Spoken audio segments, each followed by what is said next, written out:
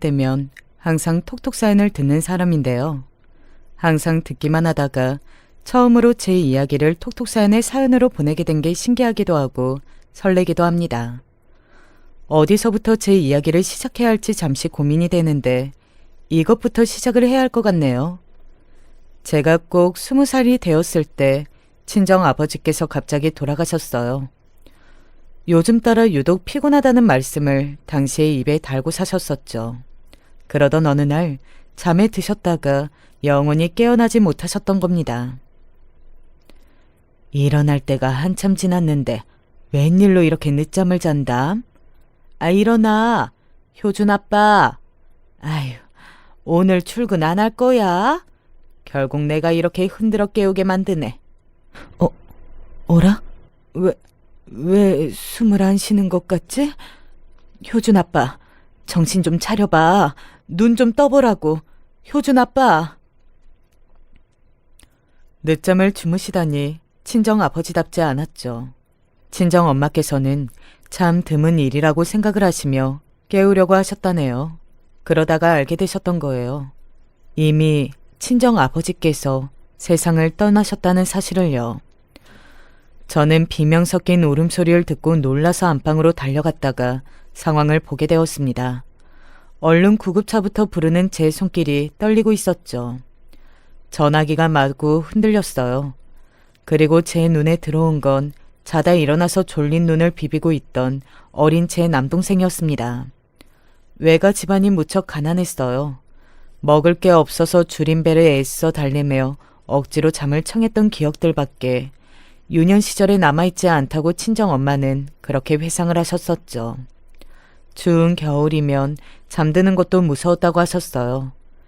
자다가 얼어 죽을 것만 같아서 그러셨다네요. 손과 발이 꽁꽁 얼어붙어서 살갗이 다 터버리는 것은 예사였다고 합니다. 가난해서 배운 것도 없이 자랐다고, 그저 하루하루 살아남는 것에 급급했던 시절이었다고 친정엄마는 그렇게 말씀을 하시면서 당신께서 당하신 시집살이가 그래서 억울하지는 않으셨다고 그러셨어요. 서글프고 괴롭고 힘들지언정 억울하지는 않으셨다고요. 뭐 하나 내세울 게 없는 입장이 바로 당신의 입장이라고 생각을 하셨으니까요. 그렇다고 해서 친가 집안이 형편이 썩 좋았다는 것은 아니었으나 확실히 외가 쪽이 더 기울어 있었죠. 친정엄마는 뭐 하나 내세울 것 없는 것이 당신의 첫 번째 죄였으며 자식을 아들로 못 낳고 딸로 낳은 것이 두 번째 죄였다고 말씀하셨습니다. 친정 부모님이 결혼하신 지 꼭 1년 만에 제가 태어났어요. 친할머니께서는 한숨을 푹푹 내쉬면서 친정 엄마를 향해서 다음번엔 잘해라고 하셨습니다. 다음에는 아들을 낳아서 만회를 하라는 뜻이었죠. 그러나 좀처럼 둘째가 들어서지 않았던 거예요. 제가 학교에 들어갈 때가 되어서야 친정 엄마가 임신에 성공을 하셨는데 안타깝게도 4달 만에 유산이 되고 말았습니다. 원인을 알 수 없는 유산은 사실 흔한 것이었는데 그 시절에 무슨 그런 상식이 통했겠나요? 친정 엄마만 죽일련 소리만 들으며 마음고생을 심하게 하셨습니다. 그러다가 결국 나와서는 안 될 이야기까지 나오고 말았습니다. 새로 여자를 들여야 한다고, 아들을 낳아줄 여자를 데려와야 한다고 친할머니께서 목소리를 내셨던 거예요.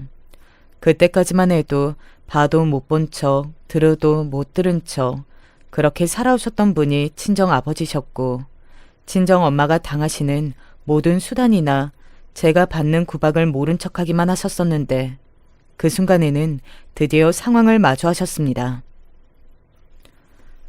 접이라도 드리라고요? 그런 소리 마세요, 어머니. 저는 이 사람하고만 죽을 때까지 그렇게 살 겁니다. 아들을 낳든 못 낳든 이 사람이 제 마누라예요. 다른 여자는 필요 없습니다. 네가 그런 순진한 소리를 할 때가 아니야. 이 어미가 언제 너한테 다른 여자를 마음에 품으라 하던? 그냥 아들만 보면 될 일인데 뭘 그렇게 따지고 들어. 더 들을 것도 없네요. 저는 제 의견 분명히 말씀드렸으니까 그러신 줄 아시고 어머니도 고집 꺾으세요. 그 이상한 고집 저는 더 안 들어드리렵니다. 친정 아버지가 무척 단호하게 나가셨어요. 그러자 친할머니께서는 충격을 받아서 한동안 첩거 생활만 하실 정도였습니다. 그리고 친정 엄마는 감동을 받으셨죠. 세상 사람 모두가 등을 돌려도 한 사람만 편을 들어준다면 그것으로 힘이 나는 거라고 하셨어요. 친정 부모님의 사이가 다정하게 제 눈에 비쳐 보였던 건 그 무렵부터였던 듯 싶네요. 저와 무려 10살 터울로 남동생이 태어났습니다. 친정 엄마의 임신 사실을 알았을 때부터 제가 두 손을 모아 하늘에 기도를 올렸더랬죠. 제발 여동생이 아니라 남동생에게 해달라고요. 그래야 모두가 행복해질 거라고 본능적으로 그렇게 생각했기 때문입니다.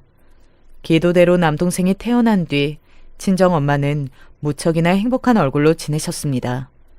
남동생보다 훨씬 더 먼저 태어난 첫째가 저였고 제 이름은 효정이었는데요. 어디를 가나 친정 엄마는 제 이름보다 남동생의 이름을 먼저 대셨습니다. 친정 아버지를 부르시는 호칭도 효정 아빠가 아니라 효준 아빠였습니다. 딸 자랑은 안 하셔도 아들 자랑은 하셨습니다. 그게 슬펐고 씁쓸했어요. 어린 마음에 남동생이 미울 때도 있었으나 그 마음은 오래가지 않았죠. 남동생이 태어나지 않았다면 친정 엄마가 그토록 환하게 웃으시는 모습을 보지 못했을 것 같았거든요. 제가 해내지 못하는 일들을 남동생은 쉽게 해내는 능력자인 것만 같았거든요. 세상에는 1등이 있고 2등이 있으면 응당 꼴찌도 있는 법이었죠. 저는 학교 생활하면서 그걸 깨우쳤어요. 남동생이 집에서는 무조건 1등이고 저는 뒷순서인 것이 타고난 운명이라고 생각하자 미운 마음도 다 부질없게 느껴졌습니다.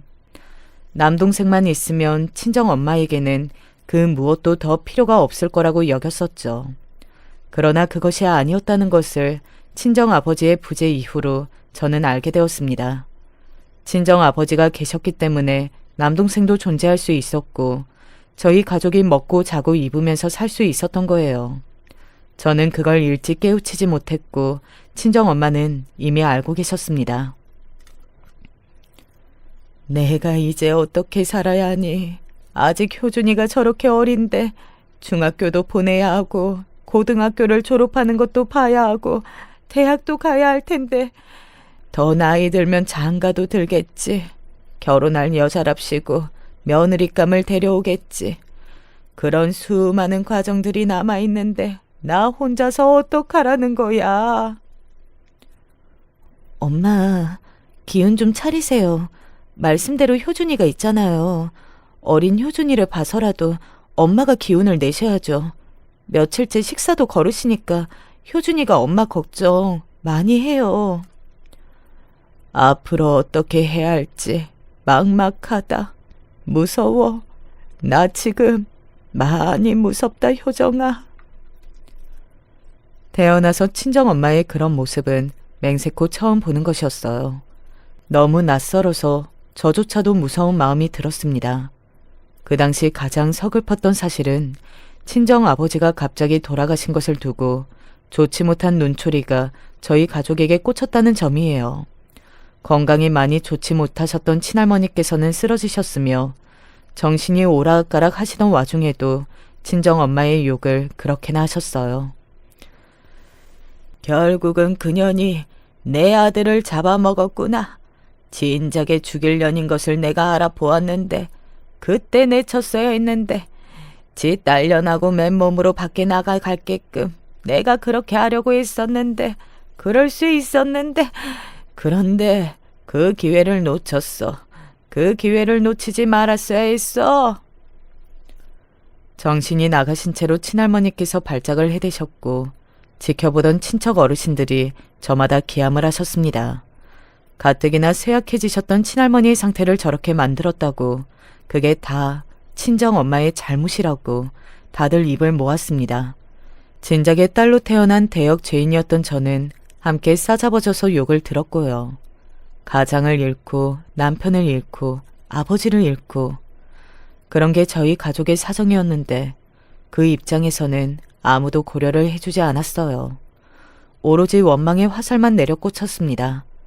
당장 친할머니께 직접 100배 사죄를 올려야 한다고 모두가 성화를 부리는 바람에 머리채를 잡혀 끌려가다시피 그 댁으로 그날 갔었던 거예요. 발작을 일으키신 친할머니를 보며 저는 충격을 받았는데 가만히 곱씹어 보니까 그 내용이 이상했어요.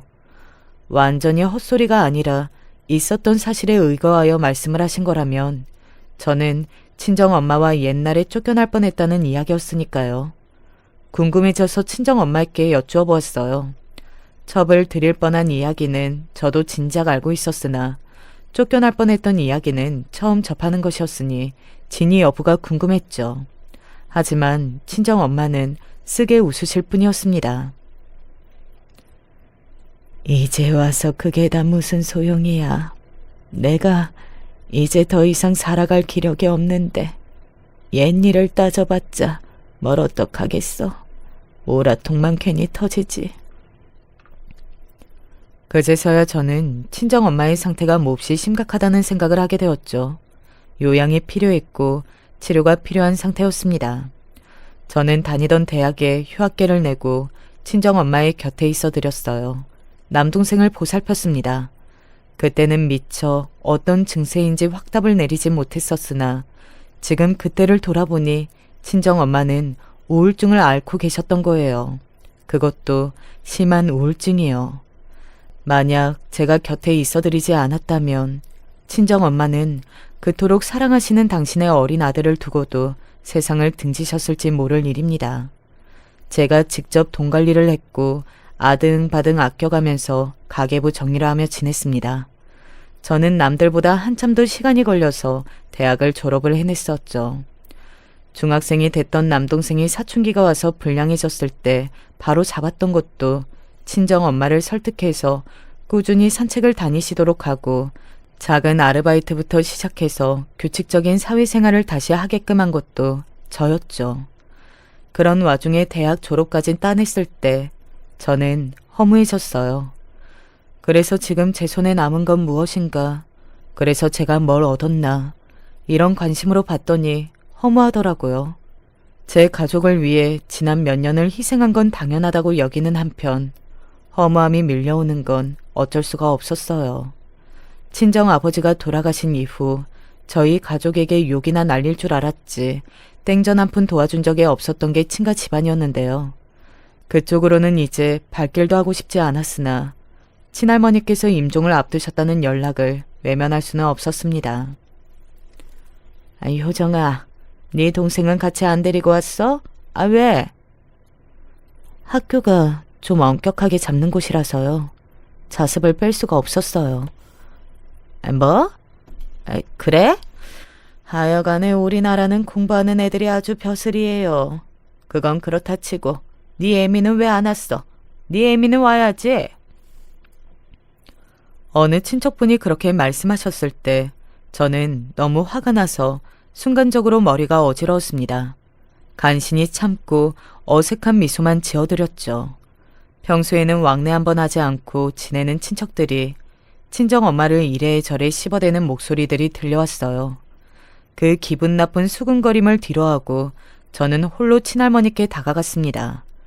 이제 완전히 인지 능력을 잃으셨다고 들은 바 있었는데 흐릿한 눈빛에는 초점이 없어 보였으나 제가 가까이 가서 인사를 드리자 저를 똑바로 쳐다보셨어요.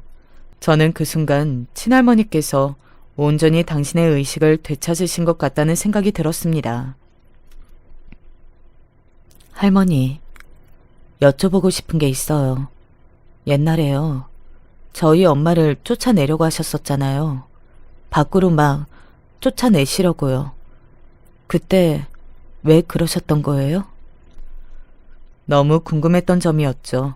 그리고 제 안에서 의문이 아닌 확신으로 이미 자리 잡고 있던 문제이기도 했어요. 친할머니께서 과거에 그런 일을 벌이려 하셨던 것이 분명하다는 생각이었습니다. 놀랍게도 친할머니께서는 멍한 눈으로 저를 응시하더니 대답을 꺼내셨어요. 누구인가 했더니만 너 효정이구나. 이야, 너 많이 컸다. 저는 다 큰 지 오래였어요. 옛날에 저희 엄마를 왜 쫓아내려고 하셨던 건가요? 그래도 며느리잖아요. 손주를 낳기까지 한 며느리인데 왜 그렇게 모질게 구셨어요? 네 애미뿐만이 아니라 너까지 쫓아내려고 했었지. 꼴도 보기 싫어서 전부 다 갖다 치워버리고 싶었어. 나는 분명히 네 애미한테 다음번에 잘하라고 했었다. 그 말인 즉슨 얼른 다음에 아들을 낳으라는 소리였는데 멍청하게 못 알아듣잖니. 저는 할머니 손녀인데, 친손녀인데 제가 아무리 예쁘지 않았어도 그렇지 어쩜 어린 손녀한테까지 그렇게 매정하셨나요? 그러실 수는 없는 거예요. 내 눈앞에서 치워버리고 싶은 걸 그럼 어떡하니? 영영 안 보이는 곳으로 치워버리고 싶은 마음뿐이었는데 그걸 어쩌겠냐고. 그때 마음 같아서는 네 애미하고 너하고 자다가 조용히 죽어버렸으면 싶기도 했었지. 네 애미는 처음부터 마음에 안 드는 죽일 년이었고 너는 네 애미가 죽일 년일 수밖에 없다는 증거였어. 친할머니께서 넋이 나간 얼굴로 그렇게 중얼중얼 대셨을 때 저는 분노로 치를 떨었습니다. 암만 해도 정상적인 분은 아니신 듯 했어요. 이런 분에게 내도록 시달리고 사신 적이 있었으니 친정엄마가 정신적으로 약해지실 수밖에 없었겠다 싶더군요. 하지만 결국 자다가 죽은 사람은 따로 있었네요. 아버지가 왜 그렇게 돌아가셨어야 했는지 정말 슬프고 의문이었는데 그게 다 할머니 때문이었군요. 뭐야, 너, 이 망할년이 어떻게 그런 망발을... 만약 그때 제가 거울을 볼 수 있었다면 아주 무시무시하게 차가운 표정을 마주했을 겁니다. 제 얼굴이 그때 그랬을 듯 싶더라고요. 충격으로 신음하시는 친할머니의 귀에 제가 속삭여드렸어요. 할머니, 잘 가세요. 눈을 잠시 감았다 뜨면 화려한 지옥이 할머니를 기다리고 있을 거예요. 그런 다음 미련 없이 몸을 돌렸습니다. 잠시 후 친할머니께서는 꺽꺽거리는 숨을 한참이나 토하다가 영면에 드셨고요. 친할머니의 장례식에는 친정엄마와 남동생도 자리하였습니다.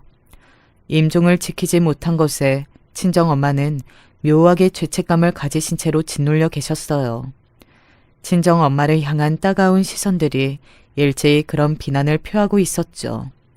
그래서 저는 장례식이 끝나자마자 친정엄마께 친할머니께서 숨을 거두시기 직전에 저와 어떤 대화를 나누셨는지 알려드렸습니다.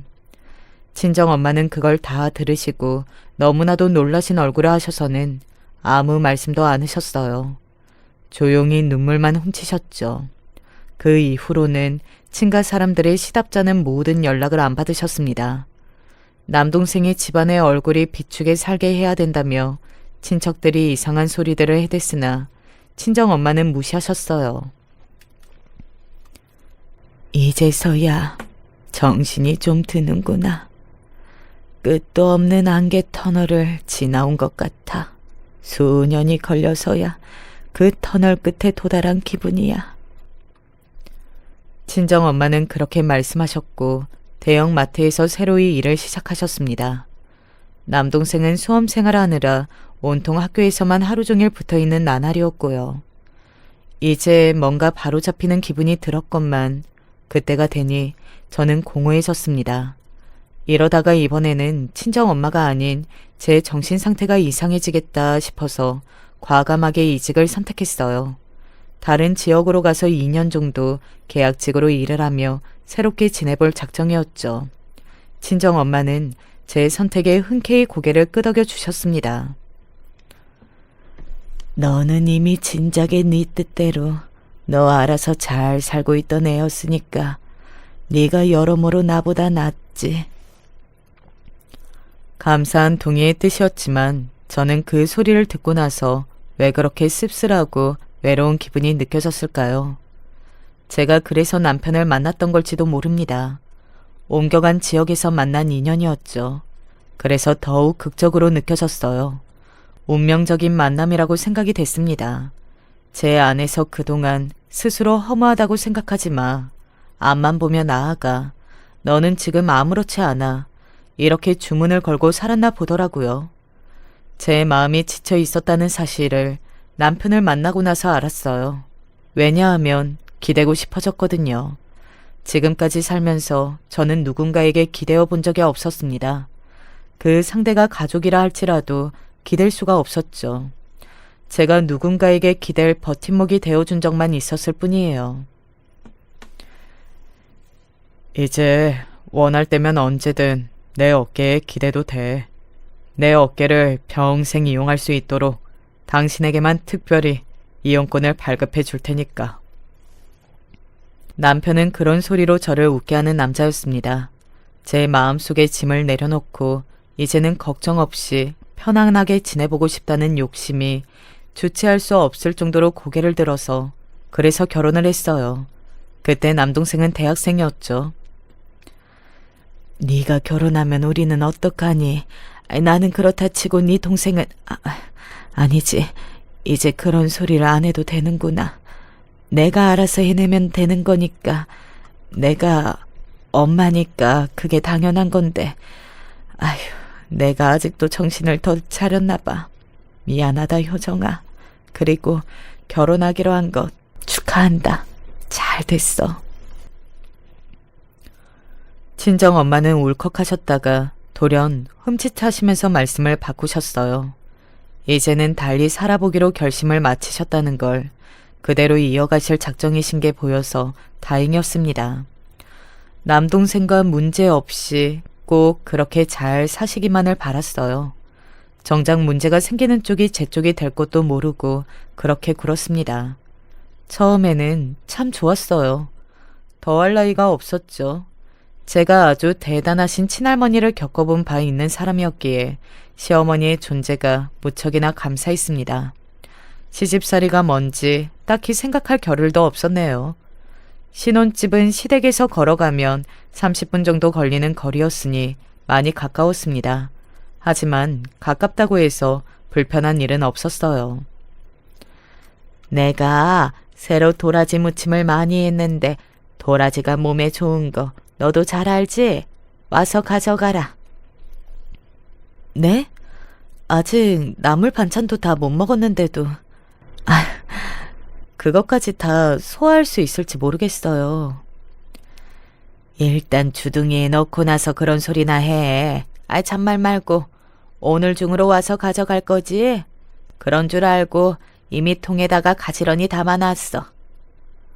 벌써 이미 그렇게 하셨다고요? 그럼 별 수 없죠. 저녁에 들릴게요. 내가 누차 말하지만 부담 가지지 말고 반찬통만 싹 가져가면 돼. 괜히 들른답시고 부담 가지고 어쩌고 그러지 마. 반찬값도 필요 없어. 나는 너희들이 맛있게 잘 먹어주고 건강하고 그러기만 하면 되는 사람이야. 너희들이 그렇게 지내기만 해도 나는 밥을 안 먹어도 배가 불러.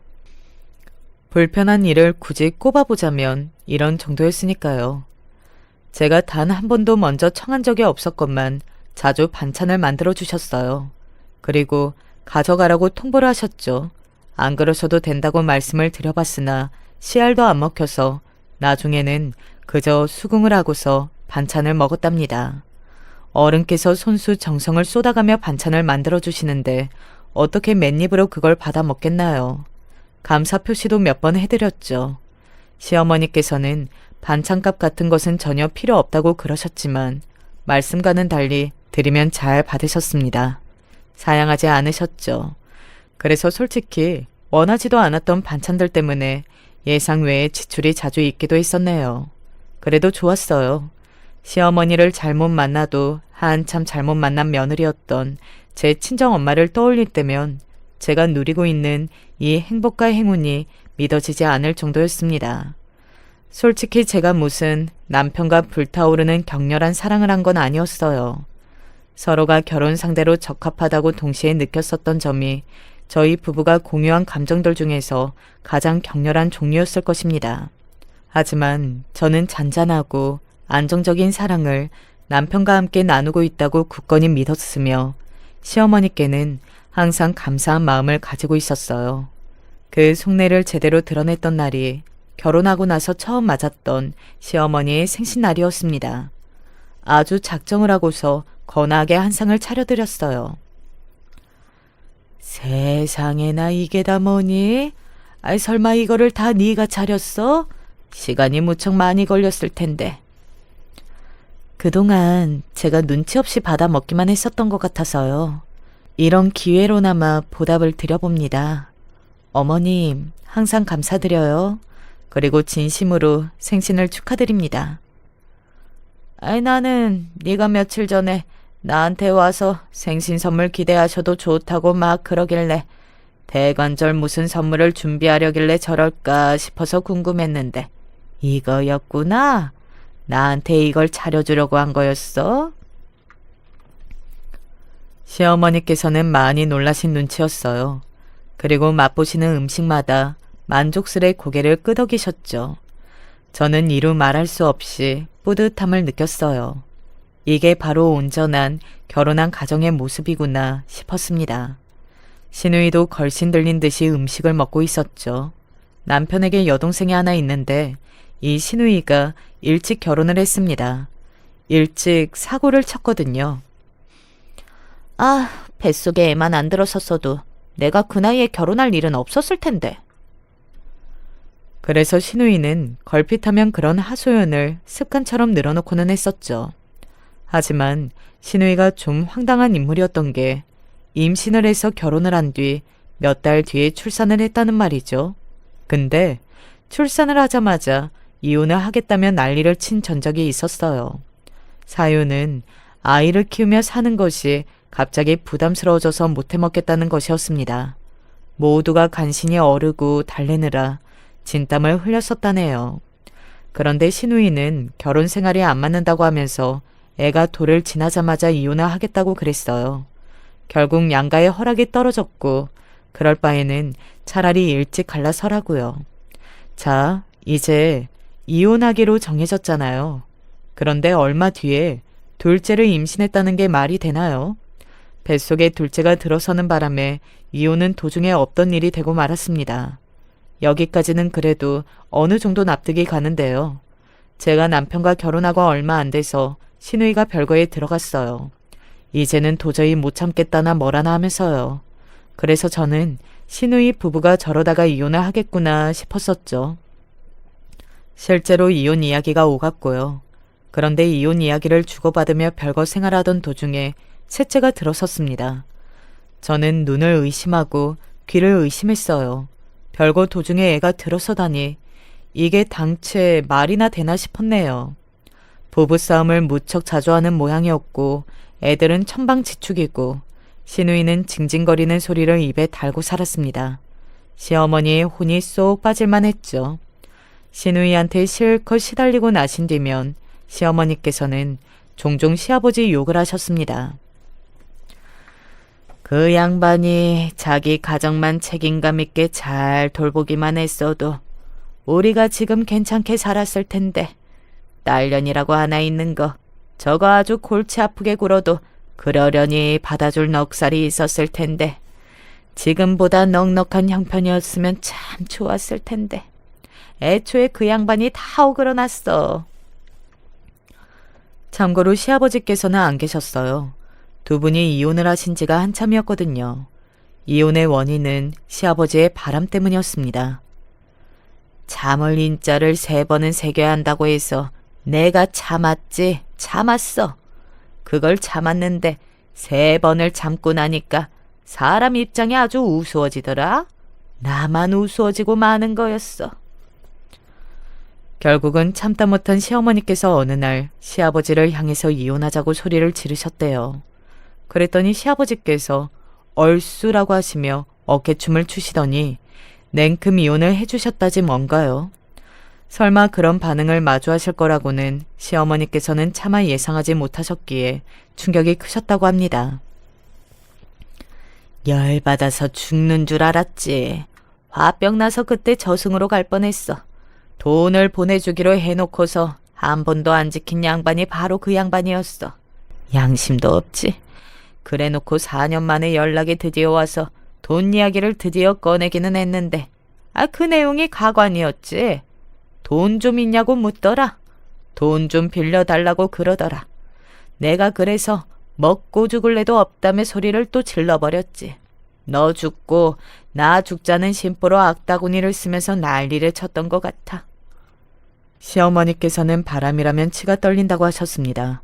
그때의 생각만 해도 분노로 몸이 떨린다고도 하셨었죠. 그런데 정말 이상한 일이 벌어졌어요. 바람을 끔찍하게 혐오하시던 시어머니셨기에 저는 설마 제가 그런 일을 겪을 줄은 상상도 못했었는데요. 시어머니의 아들이 바람을 피웠습니다. 그걸 처음에 느꼈던 것은 남편에게서 웬 여자 화장품 냄새가 맡아졌을 때였죠. 아주 은은했지만 분명히 나고 있었어요. 제가 전혀 쓰지 않는 화장품 종류의 냄새였습니다. 우연인가 싶었어요. 남편은 기계 만지는 일을 하고 있었기 때문에 직장에 여자는 거의 없었고 이게 무슨 일인가 싶었는데 이틀 뒤에 제가 또 그 냄새를 남편에게서 맡은 겁니다. 이상한 직감이 딱 들어서 이게 예사 문제가 아닐 거라는 생각이 들었고 그 냄새를 기억하려고 애를 썼어요. 며칠 뒤 남편의 옷에서 저는 또 그 냄새를 맡았고 절망을 뒤로한 채 시어머니를 찾아갔습니다. 30분을 걸어가는 동안 정말 별별 생각이 다 들었는데 남편에 대한 실망감, 배신감 이런 것보다 우선 든든한 시어머니가 계셔서 다행이라는 안심이 먼저 들어서 그나마 위안이 되었습니다. 뭐? 너 그게 정말이니? 괜한 거였다면 네가 예민하게 반응할 이유가 없겠지. 뭔가 확실히 이상한 낌새도 있었으니까 네가 이러는 거겠지. 그래, 그랬구나. 알았다. 이제 내가 알았으니 너는 걱정 마라. 내가 해결을 볼 테니까. 저는 여전히 남편을 믿고 싶다고 말씀을 드렸고 시어머니께서는 제 손을 잡아주셨습니다. 그 이후 남편에게서 여자 화장품 냄새가 맡아지는 일은 없었어요.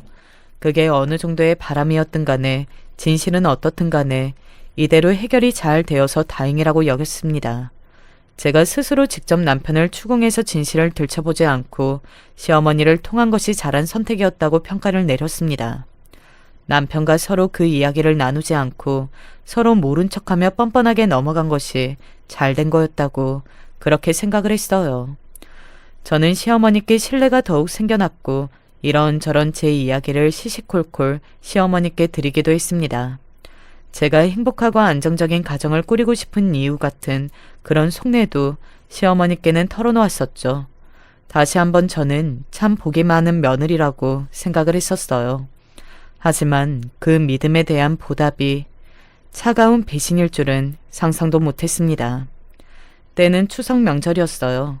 남편이 아무래도 감기가 심하게 올 모양이라고 하면서 머리가 너무너무 아프다고 그랬습니다.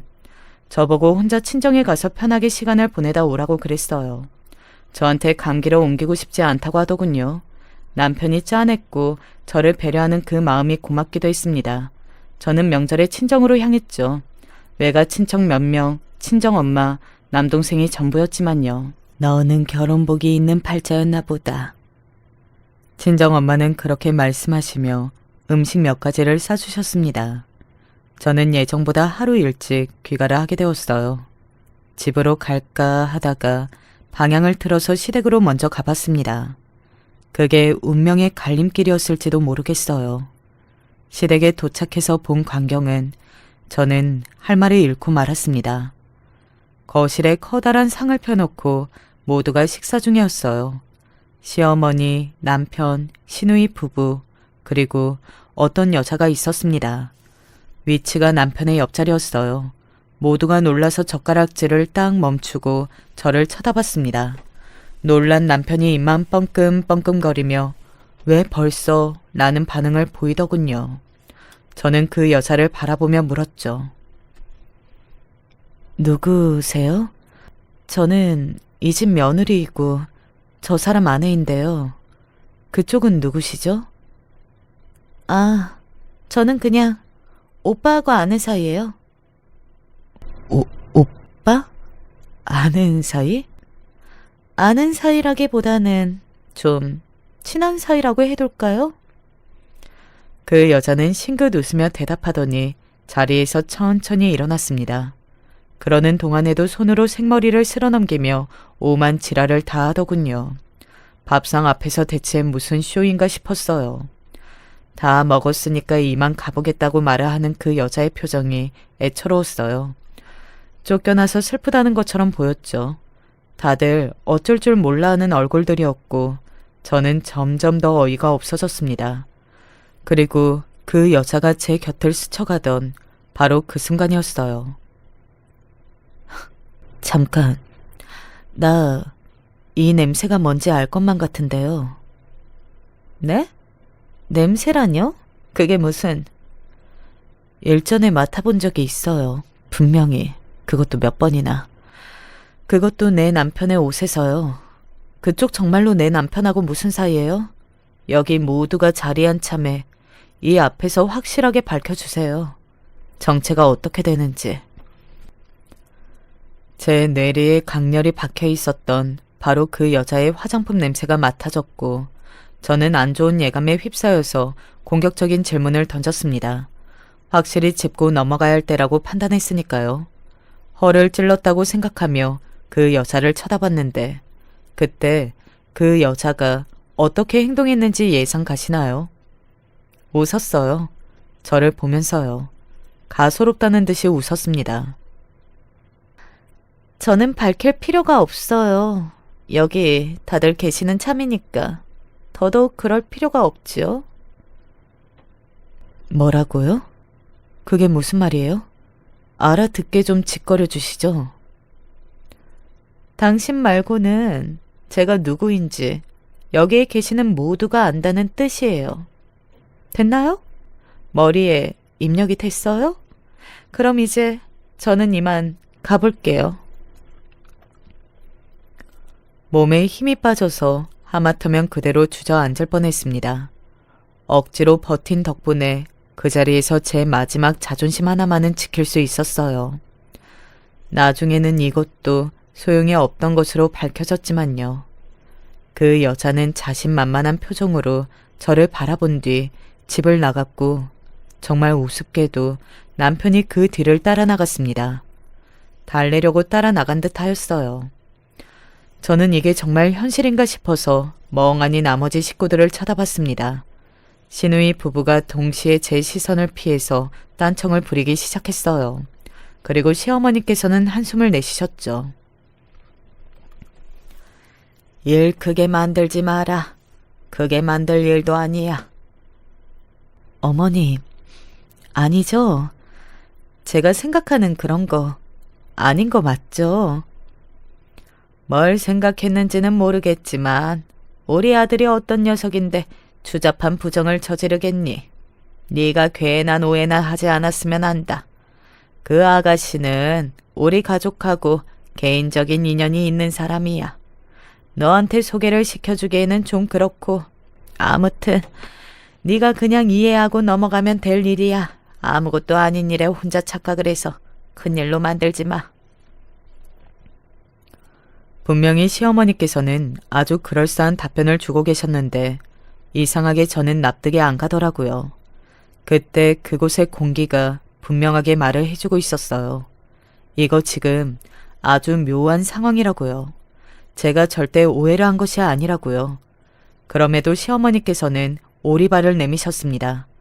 그리고 제가 들고 온 음식 꾸러미를 보시며 배가 부르다고 하셨습니다. 저는 그걸 그대로 챙겨서 집으로 향했어요. 남편은 집에 없었습니다. 그날 늦은 시간이 돼서야 집으로 왔고 남편은 저를 보자마자 오해하지 말라고 했습니다. 아무런 오해도 하지 않았으면 좋겠다고 했어요. 그러면서 제발 아무 말도 하지 말라고 했죠. 기가 막혔네요. 저와 대화조차 할 생각이 없었고 일방적으로 제 입을 틀어막는 게 전부였어요. 그래, 알았어. 당신 뜻대로 해줄게. 그런데 말이야, 당신 멀쩡하네? 멀쩡하다니? 그게 무슨 소리야? 감기가 크게 올 것 같다고 그랬잖아. 몸 상태가 말이 아니라고 했잖아.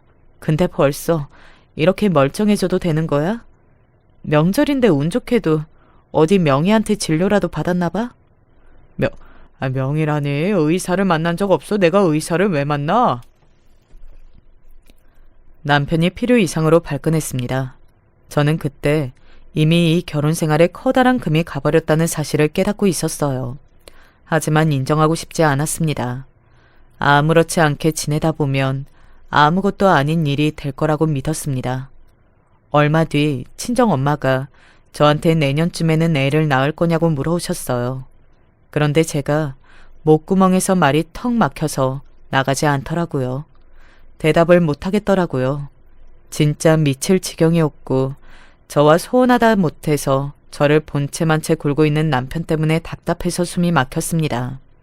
제발 이야기 좀 해보자고, 뭐가 문제냐고.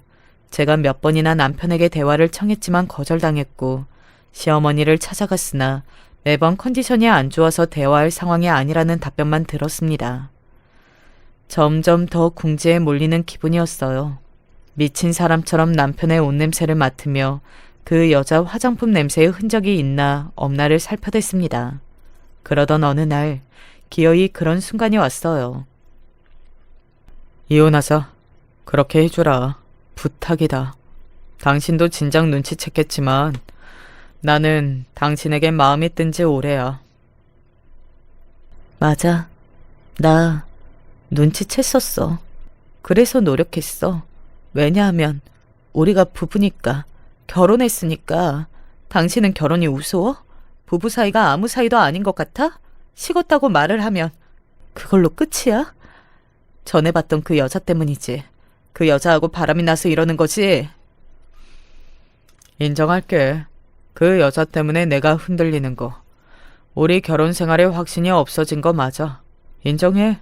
하지만 당신에 대한 내 감정이 깊지 않다는 걸 깨닫는 계기였을 뿐이지. 그 여자하고 뭘 어떻게 해보려고 당신하고 이혼하겠다는 건 아니야. 새치어가 왜 이렇게 길어? 그럴싸하게 포장하면 내가 뭐 그렇구나 하면서 넘어갈 줄 알았어? 그랬다면 착각이야. 내가 왜 순순히 이혼을 해줘야 돼? 웃기지 마. 남편만 보고서 그 지역에 정착을 했습니다. 결혼을 해서 살았습니다. 시어머니를 믿었습니다. 그런데 그게 모두 잘못된 선택이었다는 것이 믿어지지 않았어요. 저는 이를 악물고서 이혼을 해줄 수 없다고 나섰고 이틀 뒤 시어머니께서 오셔서는 멋대로 소형 이삿짐 차를 부르셨어요. 그리고 저는 제 짐이 제 의사와는 상관없이 옮겨지는 것을 바라봐야만 했습니다. 어머님, 지금 왜 이러시는 거예요? 이건 아니죠. 어머님이 어떻게 저한테 이러실 수가 있어요. 제가 어머님을 얼마나 믿고 따랐는데 저한테 이러시나요? 처음부터 끝까지 눈치 하나는 더럽게 없구나. 내가 만든 반찬값으로 꼴랑 3만 원, 5만 원 이렇게 줄 때부터 나는 네가 별로였어. 턱턱 10만 원, 20만 원쯤은 기본으로 내놓아야 하는 거 아니니? 그리고 내 생일 선물로 명품백 정도는 기대했는데 꼴랑 밥상으로 퉁을 쳐? 에라이 쓸모없는 년. 너같이 그릇이 강장 종지만한 년 말고 돈 걱정 하나 없이 풍족하게 여유로운 환경에서 자라온 아가씨를 며느리로 들였어야 돼. 시어머니의 말씀 하나하나가 빗으로 꽂혀들었어요. 저는 제 물건들이 아무렇게나 상자 안으로 쑤셔 넣어지는 광경을 보면서 비명을 질렀고 그러자 시어머니께서는 제 뺨을 치셨습니다. 이게 뭐 하는 짓이냐고 제가 소리를 지르자 더 때리셨어요. 저는 시어머니께 일방적으로 뺨을 얻어맞으며 제가 사라져야 남편도 행복하고 시누이도 행복할 수 있다는 소리를 들었습니다. 그렇게 외치신 뒤 시어머니께서는 제 머리채를 잡고 현관 쪽으로 가셨어요. 저는 악다구니를 쓰며 버텼는데 어디선가 지켜보고 있던 남편이 다가와서 제 다리를 번쩍 들어 올렸습니다. 저는 치욕스럽게 다리가 들린 채로 상체를 바닥에 쓸려가면서 머리채를 아프게 잡힌 채로 집 밖으로 끌려 나갔어요. 가을이 저물고 겨울이 찾아온 뒤였습니다. 겉옷도 걸치지 않았고 저는 맨발이었어요. 그런 저를 두 사람은 바닥에 내동댕이 쳤습니다.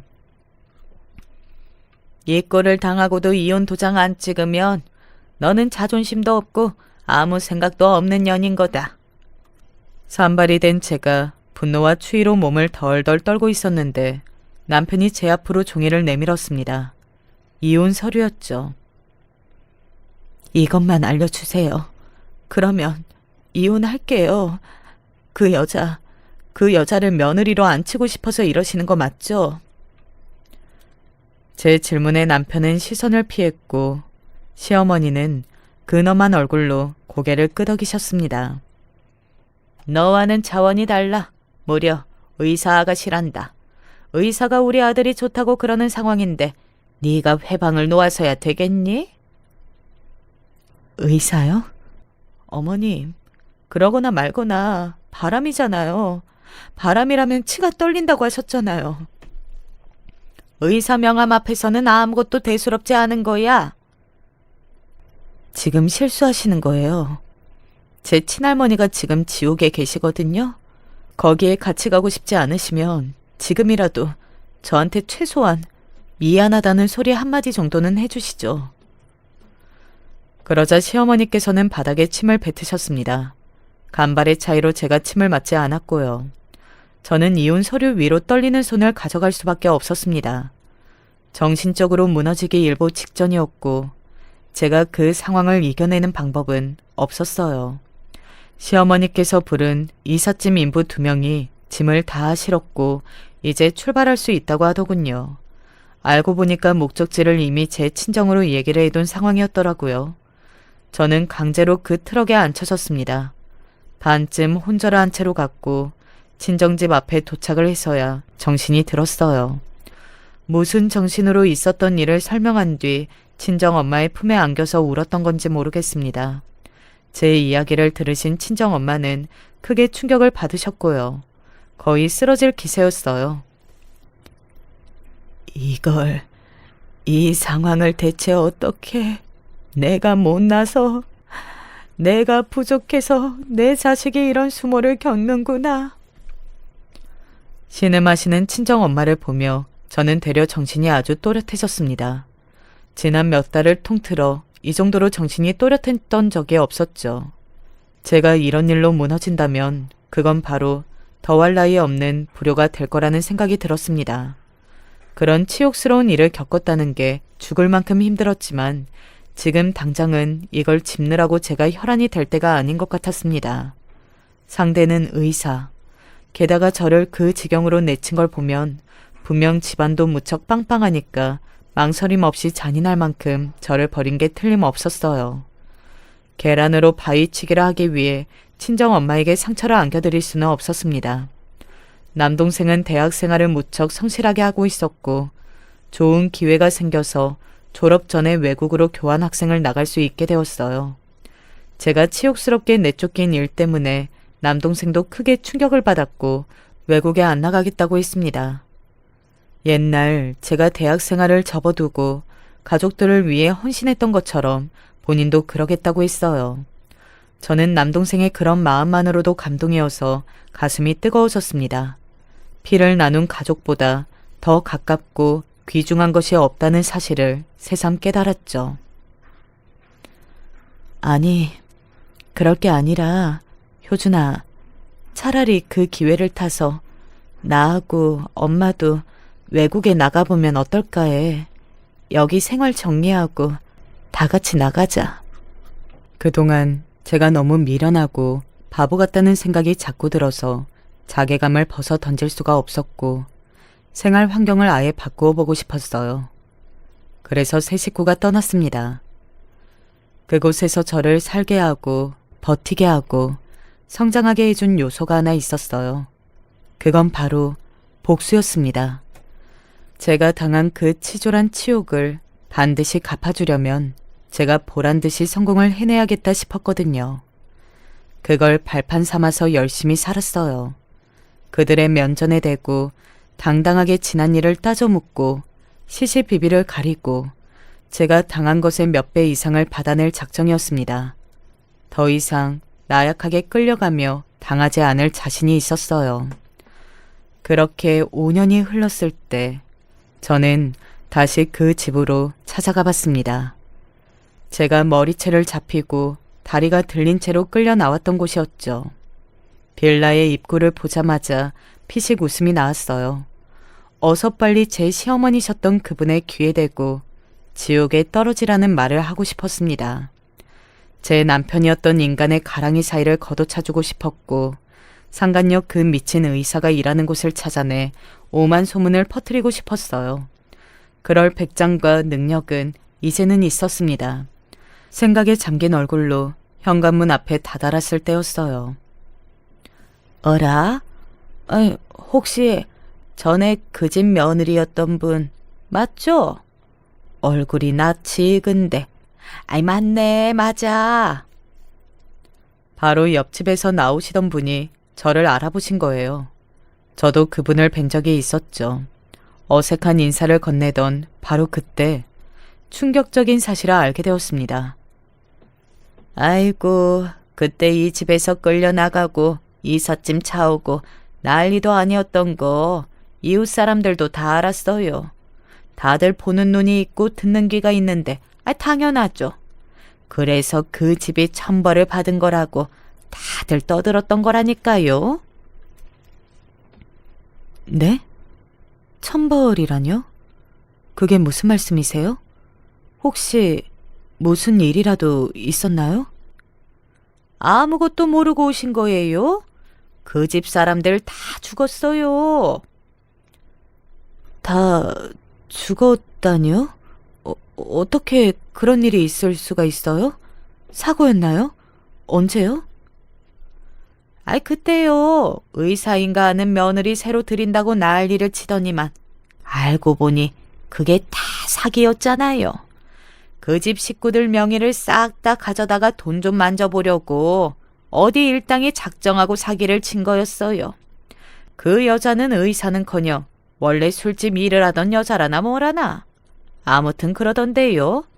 그 여자하고 갑자기 연락이 안 되고 일한다는 병원에 찾아가 봐도 그런 의사는 없다 그러고 그때부터 그 집 사람들 눈이 뒤집어졌죠.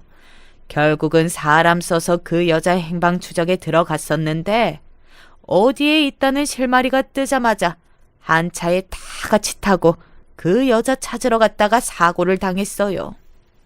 그 사고로 전 시누이 부부가 그 자리에서 숨졌고 전 남편은 병원에서 며칠을 버티다가 죽었고 전 시어머니 혼자 장애를 입은 채 살아남았는데 몇 달 뒤에 스스로 생을 마감하셨다고 그랬습니다. 전 시누이 부부의 아이들은 자기 고모네 집에 가서 자라고 있는 모양이었고요. 어떻게 그런 일이... 저는 그런 줄도 모르고 있었어요. 전혀 몰랐어요. 나쁜 마음 먹고 사는 바람에 그대로 돌려받았다고 그래서 지옥 간 거라고 그 집을 향해서 사람들이 이런저런 얘기를 많이 했었죠. 저는 살면서 그때만큼 놀라본 적이 없었습니다. 너무 놀라서 믿어지지 않을 정도였어요. 한참이나 멍하게 그 빌라 앞에 앉아 있었습니다. 이미 그 사람들은 모두 세상을 뜬 뒤였는데 저는 그것도 모르고 여태까지 살아왔구나 싶어서 그냥 허무하고 기가 막히고 그랬어요. 그 이웃분께 추가로 알려주시기를 의사 행세를 했던 그 상간녀는 다른 범죄 때문에 꼬리가 밟혀서 감옥에 갔다고 그랬고요. 제가 겪었던 그 지난 날들이 모두 허상처럼 느껴졌습니다. 이 사실을 알게 된 친정 엄마와 남동생 모두 놀라서 한동안 말을 잇지 못했어요. 천벌이라는 게 있기는 한 모양이다. 친정 엄마가 조용히 말씀하셨을 때 저는 고개를 끄덕이며 제 안의 감정이 뭔지 밝혀내려 애를 썼죠. 하지만 그때로부터 시간이 꽤 흐른 지금도 제 감정의 정의를 내리지 못하고 있네요. 제가 마냥 그들의 비극을 기뻐하며 후련해해야 하는 게 맞는 건지 아니면 찝찝한 마음으로 사는 쪽이 자연스러운 건지 모르겠습니다. 인생 선배님들이 혹시 지혜를 나눠주신다면 제가 정말 감사할 것 같네요. 남편과 저는 고등학교 1학년 때 처음 만났어요. 제가 지방에 있는 대학교에 진학하게 되어서 의도치 않게 장거리 연애를 하게 되었는데 몸이 멀어지면 마음도 식는 거야. 남자들은 멀리 떨어져 있으면 무조건 바람 피우더라 등 저의 사이를 흔드는 말들이 여기저기서 들려왔기에 한 번은 헤어졌다가 다시 만나게 됐고 우여곡절 끝에 서로의 바람대로 다시 재회에 성공하긴 했지만 남편이 군대에 갈 시기가 다가와서 끝내 헤어지게 되었어요. 그때가 서로의 마지막이라고 생각하고 잊고 살고 있었습니다. 한참 시간이 흐르고 친구로부터 남편이 전역했다는 소식을 접하게 되었어요. 지난 시간은 어찌되었든 반가운 마음에 제가 먼저 연락을 하게 되었고 남편은 선뜻 제 연락을 받아주어서 결국 저희는 결혼을 하게 되었고 부부로 함께하게 되었습니다. 남편의 직업은 의사였고 저는 직장을 조금 다닌 후에는 남편의 내조에 전념하는 주부가 되었어요. 남편과는 달리 저는 시간이 많은 사람이었고 남는 게 시간이었던지라 취미로 그림을 그리거나 작품에 관련된 공부를 하는 저만의 시간을 보냈고 경조사나 모임에 대한 약속도 제가 일정을 잡아서 관리하고는 했어요. 늘 결혼식에 관련된 연락만 오다 보니 따분함을 느끼고 있던 중 우연히 고등학교 동창회가 열린다는 연락이 왔고 남편과 저는 반가운 마음에 동창회에 참석하기로 했어요. 그런데 불길한 예감은 예기치 않게 찾아오는 법이라는 말 들어본 적이 있으신가요? 반가운 마음도 들었지만 그날따라 유독 날씨가 좋질 않아서 어딘지 모르게 찝찝한 기분이 들었어요. 그때 동창회를 나가지 말았어야 했었나 봐요. 오랜만에 참석한 동창회에서는 친하지 않았던 친구들, 평소에 잘 알고 지냈던 친구들, 이름도 얼굴도 잘 모르는 친구들도 볼 수 있었어요. 모두 시간이 흘러 더 멋진 모습으로 자리에 앉아 있더라고요. 저는 반가운 마음에 친구들과 대화를 나누었지만 몇몇 친구들과 대화를 나눈 것을 제외하고는 그냥 남편과 친구들이 수다를 떠는 것을 즐겁게 지켜보며 자리를 지키고 있었습니다. 그러던 와중 유독 비어있는 한 자리가 눈에 들어왔어요. 친구에게 아직 안 온 사람이 있느냐고 물어보니 그 왜 네 남편이랑 친했던 여자애 있잖아. 너랑 사귀고 나서 네 남편이랑 사이 멀어졌다고 속상해하던 예진이 말이야. 아, 그래? 그런 친구가 있었어? 난 잘 기억 안 나는데. 꽤 친했나 보네. 나도 잘 기억은 안 나는데 그림 공부하던 친구 아니었나? 뭐 곧 올 거니까 보면 반갑게 인사해. 저는 처음 듣는 이야기였지만 은근 친구들을 많이 알고 있는 눈치였어서 조금 의아했어요. 남편에게 이런 이야기를 들은 적도 없었고 그 당시 남편과 연애 중에 주변에 친하게 지내던 여사친이 있었다는 건 전혀 눈치채지 못했었거든요. 뭐 시간도 한참 지난 일이고 둘이 사귀었던 것도 아니니까 저는 그냥 그런 친구가 있었구나. 이 사람이 은근 주변에 여자가 있었네 하며 귀엽게 생각하고 대수롭지 않게 넘겼습니다. 그런데 한 30분 정도 흘렀을까요? 빈자리의 주인으로 보이는 사람이 문을 열고 들어와 반갑게 친구들과 인사를 나누었습니다. 사실 동창회가 서로 다 아는 사람들만 있는 게 아니라 건너 알던 동창 친구들도 있었기에 저랑은 만나본 적도 없는 사람인 줄 알았어요. 그때 그 친구를 보고 유독 눈에 들어왔던 게 정말 말도 안 되게 예쁜 얼굴에 키도 정말 크더라고요. 결혼하고 집안일만 하며 살도 찔 대로 찌고 아직 20대인데도 불구하고 살짝 주름도 생긴 저랑은 다르게 누가 봐도 철저하게 관리를 하는 멋진 여자의 이미지였어요. 사실 그때 속으로 저런 사람이 주변에 있었다고? 라며 스스로 괜스레 놀랐었는데 그냥 흔한 동창회 자리니까 크게 신경을 쓰지 않으려던 찰나 남편과 굉장히 반갑게 인사를 하더라고요. 너무 오랜만이야. 잘 지냈어? 나야 잘 지냈지. 결혼도 하고. 이야, 너 몰라보게 변했다. 조용히 좀 해. 애들 다 듣는데. 천천히 이야기 나누게 일단 앉자. 처음 보는 모습의 동창과 반갑게 웃으며 인사를 나누는 상황이 의아하게 느껴졌어요.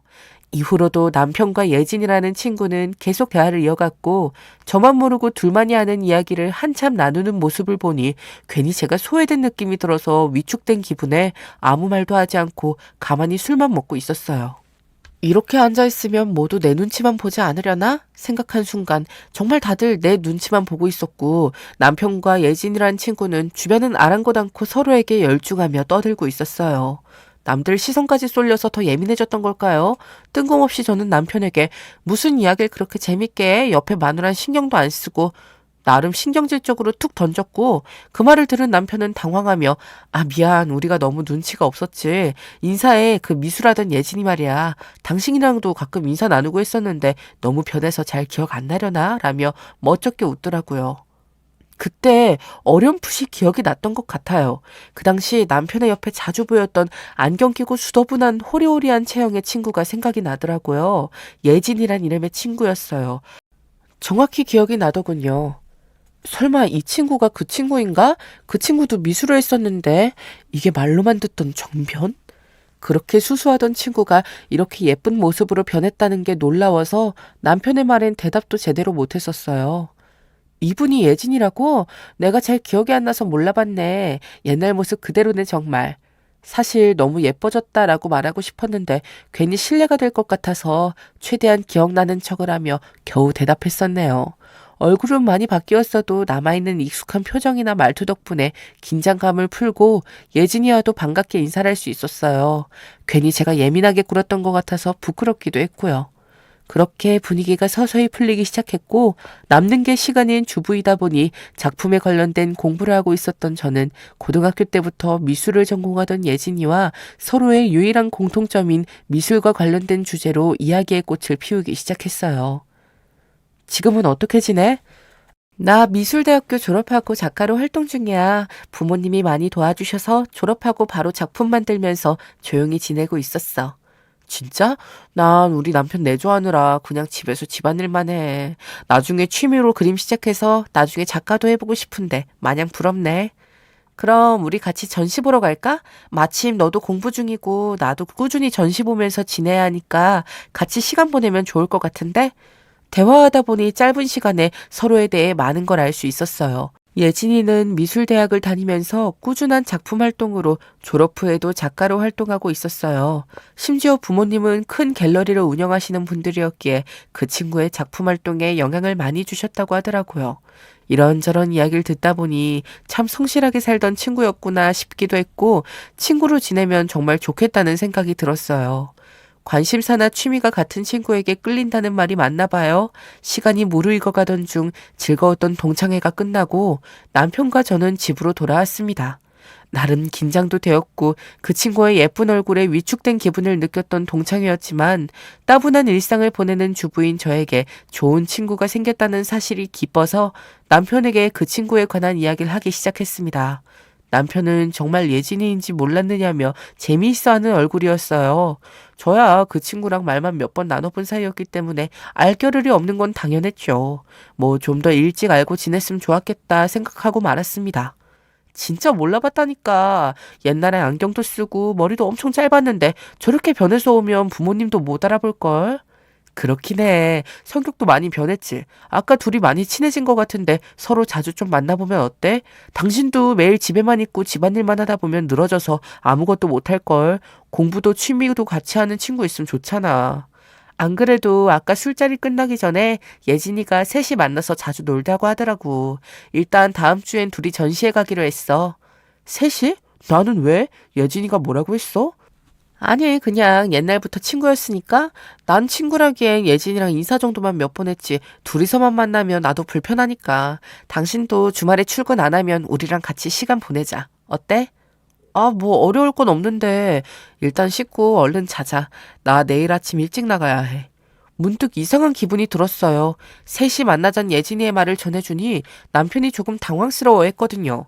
그 모습을 보니 괜히 아무리 잘 알고 지낸 친구라도 어떻게 한눈에 알아보고 꾸준히 알고 지낸 친구처럼 이야기하지 하는 소심하기 짝이 없는 생각이 들었어요.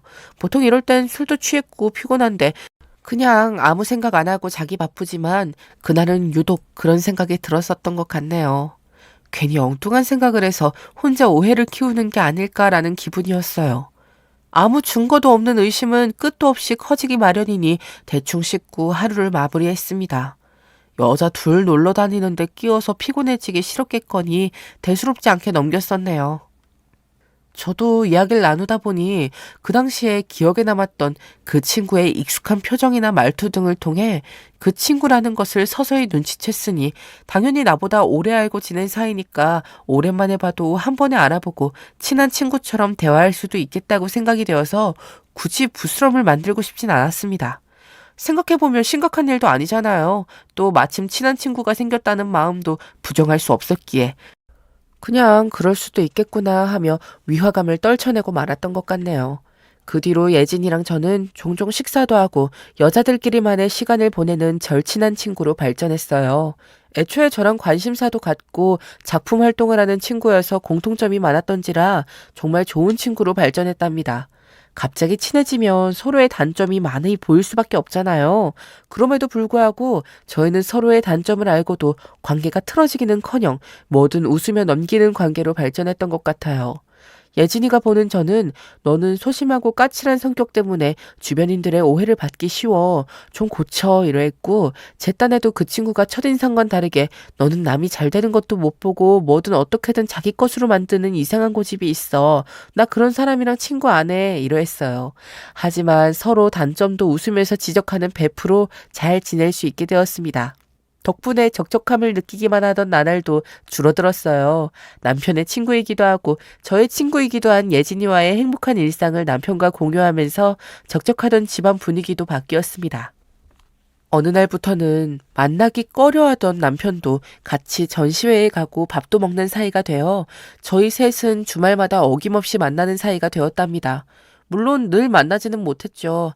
남편과 예진이는 각자의 일이 있었기 때문에 바빴거든요.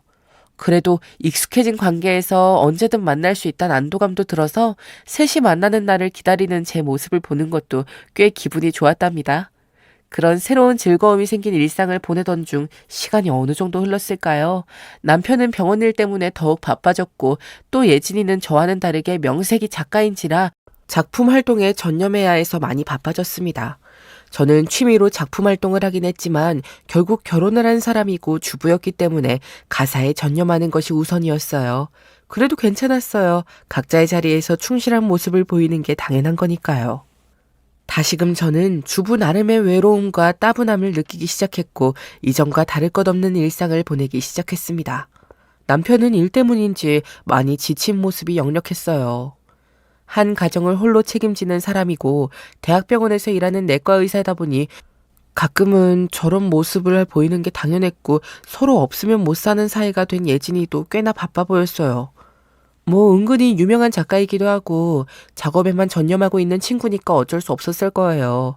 어찌되었건 다시 저만의 시간을 보내는 일상이 흐르기 시작했고 오랜만에 예진이에게 연락이 왔습니다. 반가운 마음에 저희는 만나기로 약속을 하고 저녁에 한 와인바에서 술 약속을 잡았어요. 마침 딱 금요일이었기에 시기도 적절했거든요. 한껏 들뜬 저는 평소에 안 입던 옷도 꺼내서 입고 약속 장소에 어울리는 드레스 코드와 함께 예쁘게 화장도 하고 친구를 만나러 갔습니다. 예진이와 저는 가볍게 술잔을 주고받으며 대화를 이어나갔어요. 야, 왜 이렇게 바빠 너는? 연락 한 통도 제대로 안 하고 답장도 없고 너만 작가다 이거야? 아, 진짜 미안해. 작업하는 동안 너무 바빴거든. 이런저런 일도 있었고. 오랜만에 만나서 그런지 분위기가 조금 어색했지만 애써 아무렇지 않게 장난치며 예진이에게 인사를 건네었고 천천히 대화를 이어나갔습니다. 술이 살짝 들어가서 들뜬 제 마음과는 다르게 예진이의 평소와 다른 모습이 조금 마음에 걸렸지만요. 뭔가 할 말이 있는 것 같았달까요? 눈을 잘 못 마주치기도 했고 너무 어색한 티를 내는 것 같았어요. 술을 덜 마셔서 그런가 싶어서 말을 건네보았습니다. 야, 오랜만에 만났는데 분위기가 왜 이래? 나만 신난 것 같구만 아주. 아니야, 그냥 너무 피곤하기도 하고 기분이 좀 그렇네 오늘은. 왜? 무슨 일 있었어? 말 못할 일 아니면 얼른 말해. 내일 카톡 보내도 안 들어준다. 아니, 진짜 뭐 다른 건 아니고 그냥 그런 게 있어. 오늘은 좀 그래. 이해하지? 그래? 뭐 술 좀 더 먹고 기분 풀리면 말해. 나 혼자 떠들기도 뭐하니까. 제 기대와는 다르게도 뭔가 애써 말을 걸어도 어딘가 긴장한 듯 마음에 무언가를 꽁꽁 숨겨두고 말을 안 꺼내는 답답한 모습을 보였어요. 그런 예진이의 모습을 보고 그냥 오늘은 좀 내버려두고 우선 달래줘야겠다 생각하며 조용히 떠들며 술을 마시면서 시간을 보내고 있었어요. 술에 취한 예진이는 그제서야 입을 열기 시작했습니다. 사실 그동안 말은 못했지만 나 너한테 불만이 좀 있었거든. 뜬금없는 소리에 적잖게 놀란 저는 무슨 불만? 내가 뭐 잘못했나 그동안? 아니 왜 우리 막 친해지기 시작했을 때 서로 단점 지적하면서 서로 디스하던 거 기억나? 아 뭐 기억이야 하지. 근데 내가 말 실수라도 한 거니 너한테? 네가 딱히 실수한 건 없는데 뭔가 억울한 기분은 계속 들었어. 네가 생각하는 것보다 훨씬 전쯤? 훨씬 전쯤이면 우리 동창회하기 전 아니니? 근데 왜? 그날 유독 저를 무시하는 듯한 말을 비아냥거리듯 내뱉으니 기분이 나빠지는 건 당연했고 술이 더 들어가니 한동안 같이 만나지도 않았던 제 남편에 관해서도 이야기를 많이 꺼내더라고요. 솔직히 기분이 아주 나빴지만 분위기를 망치고 싶진 않은 마음이었어요. 그냥 술버릇이 이렇게 더러운 친구였나 비웃으며 적당히 받아주고 오늘은 집에 가야겠다고 생각하며 대수롭지 않게 넘겼습니다. 그런데 이런 제 마음과는 다르게 선을 넘는 한마디에 결국 일이 터지고야 말았습니다. 한참을 비아냥거리던 예진이는 제 옷을 유심히 지켜보더니 살짝 비웃으며 근데 너 결혼한 여자가 옷을 이렇게 입고 다니면 어떡해? 남편이 걱정 안 해? 뭐? 너 왜 이래 오늘 진짜? 아까부터 계속 비아냥거리고 도대체 뭐가 문제야? 그날은 바에 가는 날이었기에 검은색의 가슴골이 드러나 보이는 옷을 입고 기분 좋게 외출을 했었어요. 다들 그럴 때가 한 번씩은 있잖아요. 젊었을 때처럼 노출 있는 옷도 입고 한껏 분위기도 내고 싶은 그런 기분 말이에요. 그런 기분을 망치는 한마디에 저도 화가 치밀어 올랐습니다. 옷 가지고 시비 걸기엔 그럼 너는 나이에 안 맞게 입고 다니는 거 아니야? 아니 뭐 나야 미혼이니까. 그리고 조신해 보인다고 아무도 뭐라고 안 하는데? 하고 싶은 말이 뭐야? 그냥 시비 걸고 화풀이하러 나온 거야? 아까 나한테 불만이 있다더니 유치하게 이런 식으로 말이나 막 뱉고 넘어가려고? 나 지금 굉장히 기분 더럽거든?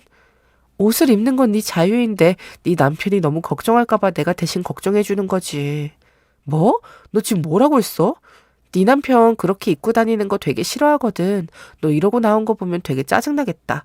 나처럼 입는 사람이 이상형이라고 옛날에 들었는데 아닌가? 네가 내 남편 취향은 왜 걱정하는 건데? 아, 너 내 남편 있는 자리에서만 꽁꽁 감싸고 나오더라. 혹시 내가 생각하는 그런 거 아니지? 저는 애써 여유로운 태도로 강하게 예진을 비꼬았습니다. 우리 남편은 그런 걱정 안 해. 서로 만난 게 몇 년인데 이런 걸로 걱정을 하겠어. 그리고 결혼했는데 무슨 상관이니? 잘 받아쳤다고 생각했는데 흘려듣고 넘어가기 어려운 말이 예진이 입 밖에서 튀어나왔어요. 글쎄 어떠려나? 네 남편한테 직접 들은 건데 난 예전부터 알고 있었는데? 순간 말문이 막혀서 아무 말도 나오지 않았어요. 서로 같이 있을 때 그런 말을 했었나? 둘이 따로 만나서 이런 이야기를 나눈 적이 있던 건가? 그냥 이런 말을 들었다는 게 너무 기분이 나빴고 친구의 입에서 억지스러운 말이 튀어나오니 그냥 어이가 없었던 것 같아요. 어이가 없던 나머지 저는 힘이 쭉 빠져버리고야 말았습니다. 그렇게 다시는 만나지 않겠다는 생각을 하고 집으로 돌아왔어요. 집으로 돌아와 보니 남편은 자고 있었고 오늘 있었던 일을 이야기하며 풀고 싶었지만 남편을 깨워서 저의 한탄이나 할 때가 아니란 생각에 그냥 가볍게 샤워를 하고 자야겠다고 생각했어요. 샤워를 하는 도중 문득 머릿속을 스치는 게 있었습니다. 예진이가 왜 자꾸 남편을 언급하면서 시비를 걸어왔을까? 그날 술도 취했고 아직 노처녀라 신혼인 내가 부러워서 그랬던 것일까? 어떻게 그런 말을 할 수 있지? 라는 생각이 머리를 떠나지 않았습니다. 적적한 일상을 달래주던 친구에게 있을 수 없는 말을 들으니 너무나도 큰 배신감이 들어서 분명히 뭔가 있지 않을까? 혹시 둘이서 따로 만난 건 아니겠지? 하고 결국 샤워를 하다 말고 주저앉아서 한참을 울다 잠에 들었습니다. 하지만 이렇게 생각은 해도 서로 셋이 같이 시간을 보냈었고 남편과 예진이가 둘이 따로 만난 적은 없었으니 당연히 저의 말도 안 되는 걱정일 뿐이었어요. 그렇게 주말이 찾아왔습니다.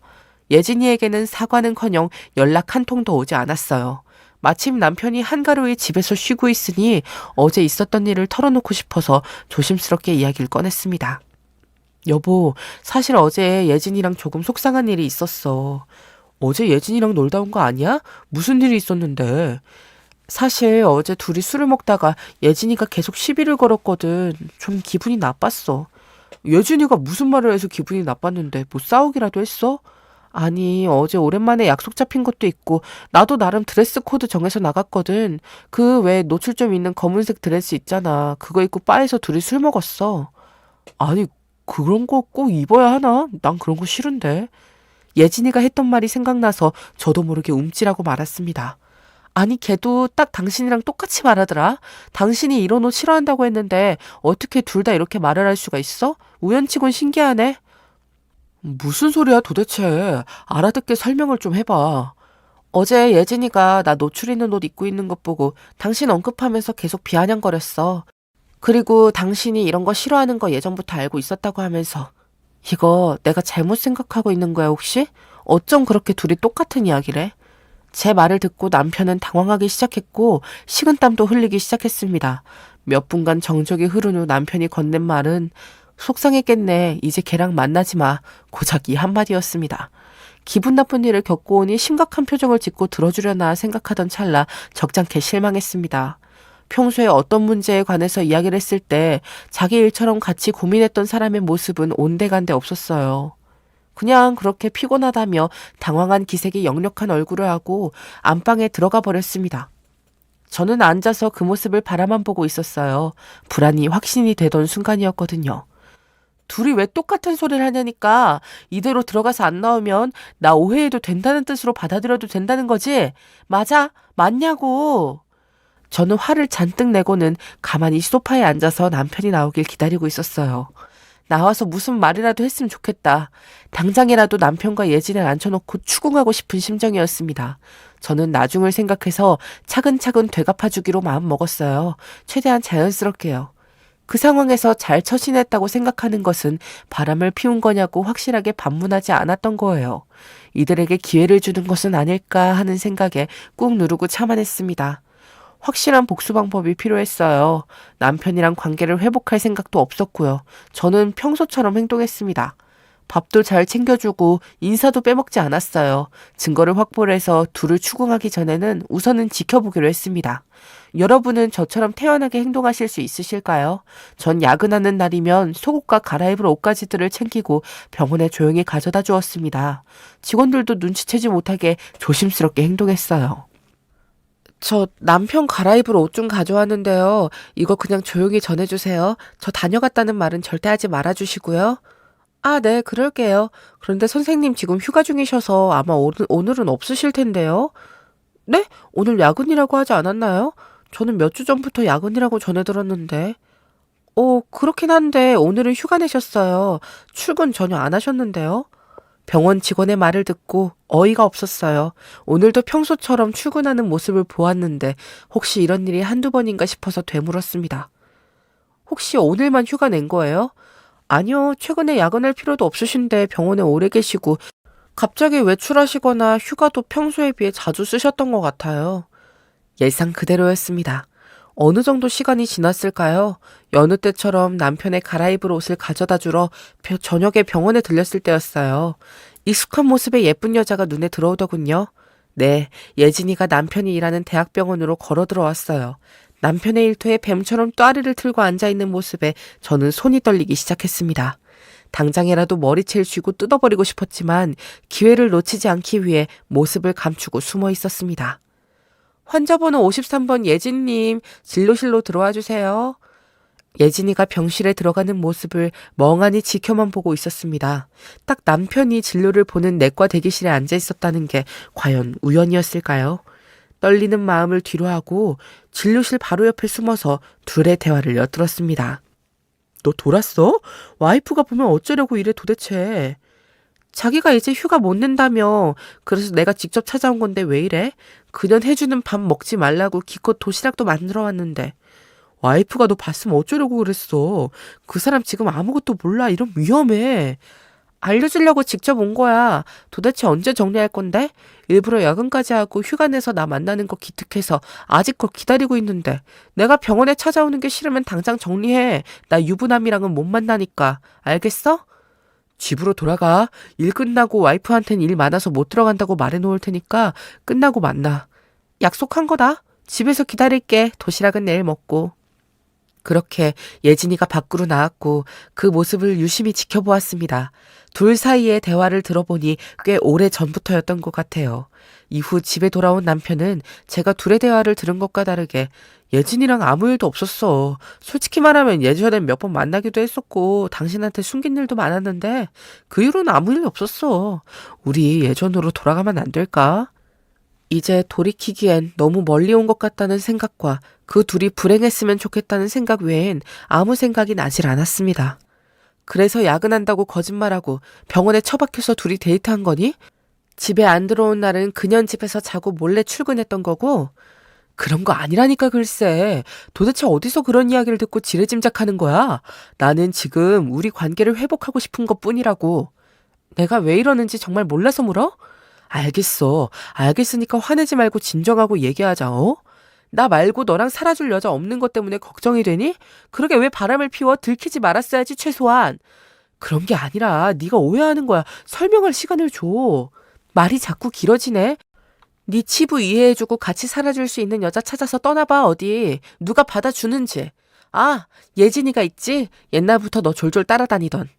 여보, 예진이랑은 최근은 물론 그 전에도 만난 적 없다고 맹세할게. 결혼하고 나서 만난 적은 없어 정말이야. 그래? 난 내가 병원에서 들은 게 있는데 그건 어떻게 설명할 거야? 됐어. 난 너랑 예전처럼 돌아갈 생각 없으니까 도장이나 잘 챙겨. 헛소리 그만하고. 내뱉던 남편은 제 말을 듣고 식은땀을 흘리며 아무 말도 하질 못했어요. 몇 주가 지나고 우린 마음이 떠난 지 오래라는 확신이 생겼고 제가 할 수 있는 일은 딱 하나였어요. 이혼 서류를 준비했습니다.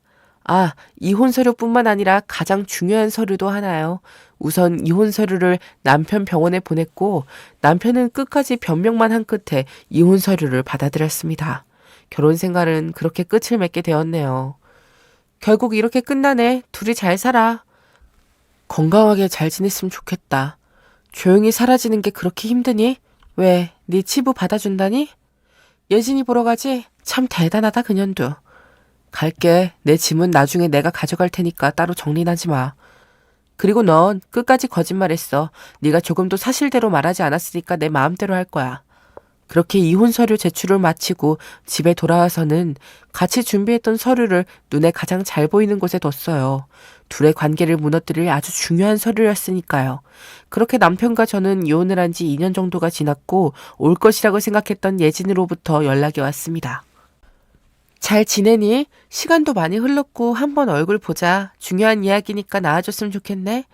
한번 만나자고 하더군요. 뻔뻔하기 짝이 없는 태도에 만난다면 머리채를 쥐어뜯고 땅바닥에 내팽개치고 싶은 기분이었습니다. 최대한 밝은 옷을 골라 입고 산뜻한 화장을 하고 약속 장소로 나섰습니다. 여유로워 보여야 이기는 거잖아요. 아, 그 서류 한 장을 가방에 찔러놓고 말이에요. 시간이 조금 지났을까요? 약속 장소에 도착하니 예진이가 보였습니다. 저는 아무렇지 않게 그냥 자리에 앉았어요. 기분이 정말 좋아 보이는 얼굴을 하고 있던 예진이는 꼬고 있던 다리를 풀고 몸을 테이블 쪽으로 가까이 하더니 아무렇지 않게 웃으며 저에게 잘 지냈어? 라며 인사했습니다. 그 당당한 얼굴을 보니 당장이라도 머리채를 잡고 싸우고 싶은 마음이 생겨났지만 예진이의 인사에 저도 밝게 응수했습니다. 잘 지냈지. 너는 요즘 어때? 우리 잘 지내고 있어. 근데 내 남편이라고는 하지 않았으면 좋겠어. 지금은 내 남자친구니까. 너도 알고 있지? 우리 결혼하는 거? 아, 내가 말 안 했나? 내가 친구한테 너무 무신경했던 것 같네. 그동안 너무 바빴어. 사과도 하나 없던 주제에 사람을 불러내 뭐라도 된 것 같은 표정을 지으며 특유의 비아냥거림을 보고 있으려니 화가 치밀어 올랐습니다. 내 남편이랑 나는 잘 안 맞았던 것뿐이지. 넌 나랑은 다르게 주름 하나 없이 얼굴도 예쁘고 키도 크고 어엿한 직업도 있으니 나보단 더 잘 어울렸겠지? 어때? 이렇게 말해주면 속이 시원해? 유치한 년 같으니라고. 늘 당당하고 생글생글 웃던 친구가 제 앞에서 처음으로 당황하는 모습을 보이던 순간이었어요. 그때부터였는진 모르겠지만 얼굴이 토마토처럼 벌겋게 달아오르더니 저를 노려보더라고요. 참 솔직한 모습을 보고 저도 대화를 이어나갔습니다. 언제부터 만났던 거야, 둘이? 글쎄, 네가 모를 때? 그건 알아서 뭐 하려고? 오늘은 나 결혼한다고 통보하러 온 건데 신뢰가 되는 질문을 하지 말아줄래? 우리가 친한 친구도 아니고. 아니, 난 들어야겠는데? 연락 하나 툭 남기고 여기까지 불러내놓고는 통보만 하겠다 이거야? 너무 예의가 아니지 않나? 그 쿨하던 예진이는 어디로 도망가고 여기 이렇게 속 좁은 사람이 내 앞에 앉아있는지 몰라. 네가 모를 때 만났다고 분명 말했을 텐데. 내 남편이랑 너랑 2번 정도 헤어졌을 때 그 틈에 내가 자주 연락하고 그랬었거든. 아, 그렇겠지. 이 나이 먹고도 니들 둘이 하는 짓이 뻔한데. 전혀 뻔하지 않을걸? 너랑 사귈 때도 너랑 싸웠단 소리 듣고 몇 번 몰래 만나서 시간 보냈어. 놀랍지도 않다. 한 번에 바람이 날 수가 있겠니? 동창회 날 너희 둘이 다정하게 이야기하는 것도 수상했고 무엇보다 다른 사람들은 변한 네 모습 보고 놀라서 인사도 못하고 멀뚱멀뚱 누군지 쳐다보기만 했거든. 심지어 너 곧 온다고 알려준 친구도 너 못 알아봤어. 내 남편만 널 알아보더라고? 워낙에 운명인가 봐. 그리고 그 전부터 계속 만나고 있었다고 말했잖아. 다시 말해줄까? 그렇게 당당하게 말할 수 있는 일이야? 남의 가정을 이렇게 박살내놓고 그런 말이 쉽게 나와? 그러는 너는 내가 고등학교 때부터 네 남편 옆에 항상 붙어 있었던 거 알았으면서 여우같이 훔쳐간 도둑년은 너 아니야? 난 그때 늘 옆에서 기다리기만 했는데 그런 나를 무시하고 뻔뻔하게 우리 틈에 쏙 들어온 주제에 이제 와서 무슨 피해자 행세래? 너만큼 나도 힘들었다는 걸 너도 알아야지. 안 그러니? 고작 학교 다닐 때 일로 나이도 먹을 만큼 먹었으면서 이런 유치한 행동을 했다고? 그래서 이 사단을 낸 거고 결국에? 나 너희 둘 사귀고 나서 늘 우울해서 죽을 것 같았거든. 매일매일 울고 너희 둘이서 손잡고 돌아다니는 거 보면 밥도 못 먹었어, 알아? 네가 뻔뻔하게 나한테 인사하는 것도 죽을 만큼 싫었거든. 아, 그런 말 같지도 않은 이유로 이런 사단을 내셨다 이거지? 그건 네 입장이지. 지금은 내 입장을 이야기하는 거잖아. 너희들 헤어지고 나서 네 남편 군대 갔을 때 그거 못 견디겠다고 헤어지자고 한 건 너 아니었어? 그리고 늘 헤어지자는 말은 네가 했다며. 정말 사랑하면 그런 말 못해. 그래서 네가 네 남편 버리고 도망간 날부터 내가 걔랑 잘 만나고 있다가 잠깐 크게 싸워서 헤어진 날에 네가 다시 우리 사이를 갈라놓은 거야, 알아? 아, 뭐 남의 떡이 맛나 보인다고 참을 수가 없더라 이 말이니? 할 말이 딱히 없네. 미안하다. 듣기로는 고등학교 때부터 제 남편을 짝사랑해야 하는데 제가 남편이랑 잘 되고 나서부터 짝사랑하던 사람을 되찾아오겠다는 일념 하나로 자기 관리도 했고 점점 예뻐지기 시작한 것 같더군요. 자기 나름의 복수겠죠 뭐. 자기 딴엔 제가 도둑년처럼 느껴졌을 수도 있겠기에 되찾으려고 노력한 거였겠지만 너무 터무니없는 논리에 혀를 내두를 수밖에 없었어요. 서로 사랑하는 마음이 있었다면 남편과 그 친구는 당시에 벌써 연인으로 발전했을 것이고 저랑 남편이 결혼한 일은 아마도 없었을 거예요. 그저 예진이가 운이 나빴던 것이었죠. 그 후 둘이 뭘 했건 이제 그건 중요하지 않았어요. 그 상황에서 어떤 말로 싸움을 이어나가 봐야 제 소중한 가정을 파탄내버린 금수들이라는 건 변함이 없잖아요. 저를 속이고 끝까지 거짓말을 하던 남편도 더욱 용서가 되지 않았고 눈앞에 앉아있던 예진이는 더욱 괘씸하게 느껴졌어요. 야, 원래 내 거 내가 찾아가는 게 뭐가 문제야. 넌 억울해할 것도 없어. 전혀 억울하지 않은데? 나 오늘 기분 되게 좋아, 예진아. 네 꼴을 보니까 그냥 웃음만 나오는 거 있지? 야, 어울리지도 않게 능력 좋은 남편 만나서 집안일이나 하면서 살다가 원래 신분으로 돌아온 주제에 어디서 여유로운 척이야. 네 인생 이제 끝인 거 몰라? 아, 나 원래 집안일 좋아해서 말이야. 근데 그렇게 걱정되면 네가 내 생활비라도 보태주지 그래. 말로만 떠들지 말고 우리 친구잖아, 아직. 그지? 퍽이나 네가 집안일 좋다고 했겠다. 꼴에 미술하겠다고 뭐 작가? 평생을 아무것도 안 한 년이 붙잡고 공부하고 이것저것 한다고 해서 네가 나만큼 올라올 수 있을 것 같아? 넌 나랑 근본부터가 달라. 그걸 알고 까불어야지. 좋겠다 우리 예술 작가님. 부모님 아니었으면 작가도 못했을 것 같은데. 부모님 잘 만나서 작가님 소리도 들어보고. 아무래도 예진이는 제 태도를 보고는 더 참을 수 없었나 봐요. 갑자기 저에게 얼굴을 들이밀더니 소름 돋게 웃으면서 다소 얼토당토 않는 말을 꺼냈어요. 야, 나 네 남편에 임신했어. 하, 어때? 부럽지? 넌 애 낳기도 전에 이혼녀 딱지 달았는데 네 주위에 아무도 안 남아서 어쩌냐 이제. 사실 너 이혼하고 나서 우리 결혼할 생각으로 만나고 있었거든. 근데 이제 막 이혼한 네 남편이 나랑 바로 결혼하면 주변에서 뭐라고 하겠어? 고맙게도 명분이 생긴 거지. 이제 남자친구 아니고 남편 될 사람이야. 너한테는 전 남편이고. 아, 그래? 근데 왜 빨리 와이프랑 이혼하라고 내 남편한테 들들 볶고 난리치고 그랬을까? 니네 둘이 나 이혼하고 바로 만났던 거 다 알고 있었고, 우리 신혼일 때 니네 둘이서 몰래 만나고 다닌 것도 다 알고 있어, 들어서. 별로 놀랍지도 않은데? 그리고 뭐 애를 가져? 네가? 네 남편 애 내가 임신했다고. 한 번 더 말해줄까? 너는 못 가진 애 내가 가지고 있다고. 왜? 부러워서 미칠 것 같아? 부러우면 부럽다고 솔직히 말해. 예진아, 너도 참 불쌍하다. 아무튼 임신했다니 축하해. 근데 그럴 리가 없는데 이걸 어쩌... 드디어 머리가 돌아버렸나? 왜 이렇게 추하게 굴어? 무슨 소리야? 아, 나도 다시 말해줄까? 너 임신할 일 없다고. 도대체 누구 애를 가진 거야? 그새 또 바람 피웠니? 한 명으로는 만족을 못하는구나. 뭐?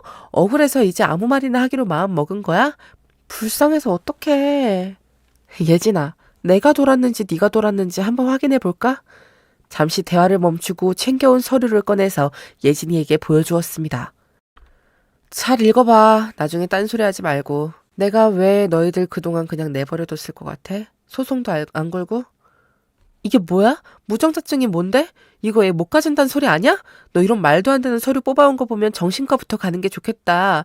지금 내 남편 불러서 한번 셋이 얘기해볼까? 불러. 지금 당장. 내가 전화할까? 서류 예진이한테 보여줬으니까 와서 셋이 사이좋게 이야기하자고. 나랑 내기 하나 하자, 예진아. 대신 깔끔하게 사과하고 싹싹 빌면 네 결혼 생활 지켜줄게. 어때? 뭐? 내가 왜 그냥 순순히 이혼할 수 있었다고 생각해? 그리고 왜 결혼 생활 1년 넘게 아기 가졌다는 소식이 없었을까? 동창회에서 다들 남편한테 애 언제 만드냐고 장난스럽게 웃으면서 이야기할 때 왜 내 남편이 아무 말이 없었을 거라 생각해? 그냥 실례되는 질문이라서? 아니지. 의기양양하던 예진이는 온데간데 없고 당황하기 시작해 서류를 제대로 읽지도 못하는 모습을 보였어요. 그 도도하고 우아한 예진이가 그렇게 무너진 모습을 보일 줄은 꿈에도 몰랐거든요. 너 제대로 설명해. 이 서류 뭐야? 진심이야? 뭐긴 뭐야. 네 남편이 너한테 끝까지 말 안 하고 숨긴 지 인생의 유일한 치부지. 그게 네 남편 될 사람 약점이라 내가 말 안 해준 거야. 너네 둘이 너무 사랑하는 것 같아서. 지켜주려고 했어. 나 너무 좋은 친구지. 야, 너 이거 장난치는 거면 여기서 그만해. 이런 말도 안 되는 진단서를 내가 믿을 것 같아? 뭐, 네 배가 진짜 부르거든. 다른 놈이 아빤 거고. 진단서는 거짓말 안 한다. 야, 나 지금 심각하거든?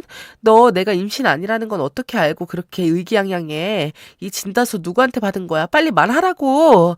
갑자기 제 손을 콱 잡고 고개를 저으며 떨리는 눈빛을 보내는 예진이의 손을 뿌리치고 나지막하게 한마디를 툭 던졌습니다.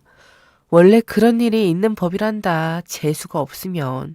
네가 임신한다고 했을 때 내가 안 놀랐던 이유가 있지 않겠니? 그렇게 예진인 주저앉아서 펑펑 울며 남편에게 전화를 걸더니 이게 사실인지 따지기 시작했어요. 전화기 너머의 남편은 말이 없었고 그저 횡설수설하더니 전화를 끊어버리더라고요. 저는 남편이 정자를 생산할 수 없다는 질병을 앓고 있다는 걸 유일하게 알고 있는 여자예요. 남편 어머니를 제외하곤 말이에요. 저는 결혼을 해도 엄마가 될 생각은 추호도 없는 사람이었어요. 결혼하기 전에 남편에게 아이를 가질 생각은 없다고 쐐기를 박아놓기도 했었고요. 하지만 그런 의도와는 다르게 저에게도 아이가 찾아왔던 일이 있었습니다. 여느 짝이 그렇듯 서로의 사이에서 큰 이벤트가 한 번씩 찾아오잖아요. 엄마의 삶을 살고 싶지 않았던 저는 그냥 체념하고 현실을 직시하는 방법밖에 없어서 우울해하던 나날들을 보내고 있었는데 그 당시 남편이 저를 많이 격려해 주었어요. 이렇게 된 거 그냥 잘 키우는 방법밖에 없겠지? 라는 걱정 어린 저의 말에 그 당시 남편은 그럼 계획이 없던 일이지만 자기가 걱정하는 것처럼 바쁜 엄마의 삶을 살게 하진 않을 테니까 너무 걱정하지 말자. 나 직업도 괜찮고 큰 문제 없을 거야. 그래, 어차피 나아야 하는 거고 주변에 우리 빼고 다 아들, 딸 하나씩들 있는데 이참에 잘 된 것 같아. 당신이 많이 도와줘. 내가 아기 잘 키울 테니까. 당연하지. 누구 아들인데. 아직 아들인진 모를라나? 난 딸이 좋아. 그렇게 우울한 마음도 금세 사라지고 그 당시 남편의 격려에 아이를 낳을 결심을 하고 태교에 좋은 생활만 했었어요. 그러던 어느 날 불러오던 배는 다시 원래대로 돌아왔고 몸의 상태도 이전으로 돌아왔습니다. 저는 제가 유산을 했다고 생각했어요. 하지만 유산 후에 일어나는 몸의 변화는 저에게 찾아오지 않았습니다. 꽤 심각해진 남편과 저는 그 당시 병원에서 할 수 있는 검사란 검사는 다 했습니다.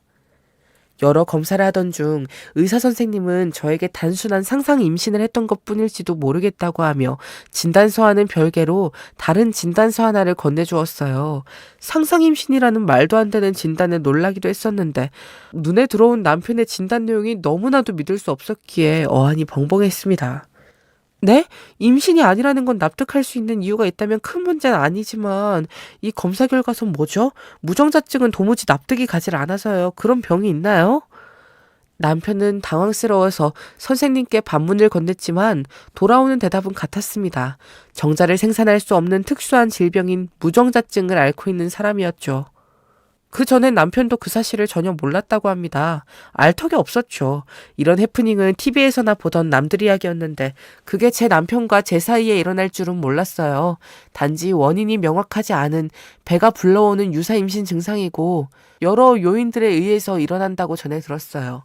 아주 편안한 환경에서 행복감을 느낄 때 산모의 의지와는 다르게 이런 일이 일어나는 경우가 많다고 전해 들었는데 결혼하기 몇 달 전에 큰 편안함을 느끼긴 했었어요. 그렇게 혼전 임신인 줄 알고 꽤 빨리 결혼을 하게 되었던 것이었죠. 황당한 해프닝은 그렇게 마무리됐지만 낙담하고 있을 남편을 제가 위로해 줄 차례였어요. 아이는 원래 낳기 싫었던 거고 그리고 당신이 씨가 없는 거면 오히려 우리한테 좋은 거 아니야? 우리 이제 신혼인데 너무 낙담하지 마. 그래도 앞으로 어떻게 될지 모르는 일인데 너무 갑작스럽네. 자기 핏줄도 하나 못 만드는 사람이 날 줄은 꿈에도 몰랐는데 앞으로 어떡하면 좋지? 아니야, 우리 이미 결혼도 했고 나중에 아이 키우고 싶으면 입양해서 키우는 방법도 있지. 지금은 우리만 생각하자. 잘 지내고 있잖아? 그리고 난 아직 신혼생활을 즐기고 싶어. 아이를 낳아도 몇 년 뒤가 아니면 아직 생각 없어요. 누가 확 낳아준대?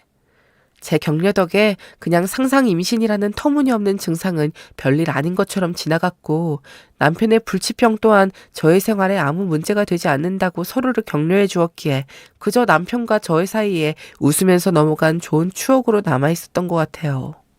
하지만 저와는 다르게 예진이는 꽤 큰일에 처한 거죠. 나이도 많이 들었고 걔는 원래 아이들을 좋아해서 일찍 결혼하고 애 낳는 게 꿈이라 그랬거든요. 저는 예진이에게 한마디 더 했습니다. 하긴 이혼 딱지까지 달아버린 내 남편이 너한테 말 꺼내기가 어려웠을 것 같네. 사실 걔 나 아니면 어디서 받아줄 여자도 없었어. 아무리 의사라도 어떻게 받아주니 아이를 못 낳는다는데. 제 말을 들은 예진이는 멍하니 눈물만 뚝뚝 흘리고 있었어요. 저 하나 골려먹겠다고 임신했다며 거짓말까지 하면서 비아냥거렸던 자신이 수치스러웠는지 아니면 정말 이 소식 자체가 크게 다가왔던 건지는 잘 모르겠어요. 무엇보다 저와는 다르게 아이를 꼭 가지고 싶어 하던 친구였으니까 당시에 저보다 더 큰 충격을 받았을 거예요. 제 남편이었던 사람과의 결혼, 그리고 둘만의 아이를 낳고 완전한 가정을 이루고 싶었던 여자가 가장 사랑하는 사람의 아이를 가지 못한다니 참 비극이죠. 노처녀의 나이예요. 씨 없는 수박이란 사실을 알게 되면 노처녀 소리를 듣는 지금 나이에 사랑이라는 이유 하나만으로 과연 결혼을 할 수 있을까요? 저는 그 모습이 안타깝기도 했고 고소하기도 해서 제 할 말을 이어나갔습니다. 예진아, 내 전 남편이랑 만든 추억이 네 남편이랑 너한테 할 수 있는 최고의 복수가 될 줄은 몰랐어. 고자 데리고 잘 살아봐 어디? 다시는 연락하지 말고. 그동안 겪었던 모든 고통을 돌려주는 상쾌함은 달리 말로 표현할 수 없었어요. 집으로 돌아가려는 저의 치맛자락을 붙잡은 예진이는 추하게 눈물에 젖어 화장이 잔뜩 번진 모습으로 무릎을 꿇고 싹싹 빌기 시작했어요. 이 사람 아니면 내 나이에 더는 나 만나줄 사람도 없고 노처녀로 살고 싶지 않아. 제발 아니라고 말해줘. 내가 잘못했어. 제발 아니라고 해줘. 엉엉 울던 예진이에게 더 할 말은 없었어요. 원래 씨 없는 수박이 먹을 때 더 편하다는 말도 있잖아. 행복하게 지내. 라고 짧은 한마디를 남기고 조용히 집으로 돌아왔습니다. 돌이켜보면 별것 아닌 제 인생에 이런 이벤트도 있었고 살면서 저도 모르게 죄를 많이 지었던 건지 참 파란만장했던 것 같네요. 이벤트라고 하기엔 너무 무거운 이벤트였죠. 그 일이 있던 후 저는 고향에 내려가 취미로 하던 작품 활동을 이어가며 살았고 운이 좋게도 고향에 딱 하나 있는 작은 갤러리에 월급 작가로 일하게 되었어요. 부모님도 만나고 좋은 남자친구도 생기고 시끄럽지도 않고 조용한 곳에서 살다 보니 예진이와 전 남편 때문에 받은 상처도 서서히 치유되어 그냥 웃고 넘길 수 있게 되었어요. 수입도 불규칙하고 누구처럼 뒤에서 도와주는 사람들도 없어서 제가 그려왔던 이미지와는 사뭇 다른 고단한 전업작가의 삶을 살고 있지만 제 힘으로 하고 싶은 일을 하고 있다는 사실에 만족하며 살고 있습니다. 사연을 적다 보니 생각난 말이 있었어요. 여러분은 권선징악이라는 말을 믿으시나요? 요즘 같은 사회에 권선징악이라는 말은 사라진 지 오래라고 생각했는데 꼭 그렇지만은 않은 것 같아요. 힘든 시기는 훌훌 지나가고 결국은 잘 풀리기 마련이라는 말도 있잖아요. 결국 저를 괴롭히던 사람들은 서로 수렁에 빠져버리는 결말을 맞이했고 저는 눈에 보이는 무언가는 없었지만 그래도 제 나름대로 복수도 했고 만족스러운 보상을 받았다고 생각해요. 마침 딱 봄이 찾아와서 날씨도 따뜻해졌고 저에게는 권선징악이라는 말이 더 가슴 깊이 다가왔던 특별한 경험이었던 것 같네요. 지금까지 저의 별거 아닌 긴 사연을 들어주셔서 정말 감사드리고 여러분도 여러분만의 결혼 생활에 관해 이야기해 주실 수 있는 게 있으시다면 사연으로 올려주셨으면 좋겠어요. 그럼 모두 행복한 하루 보내길 바래요. 꽃가루 조심하시고요.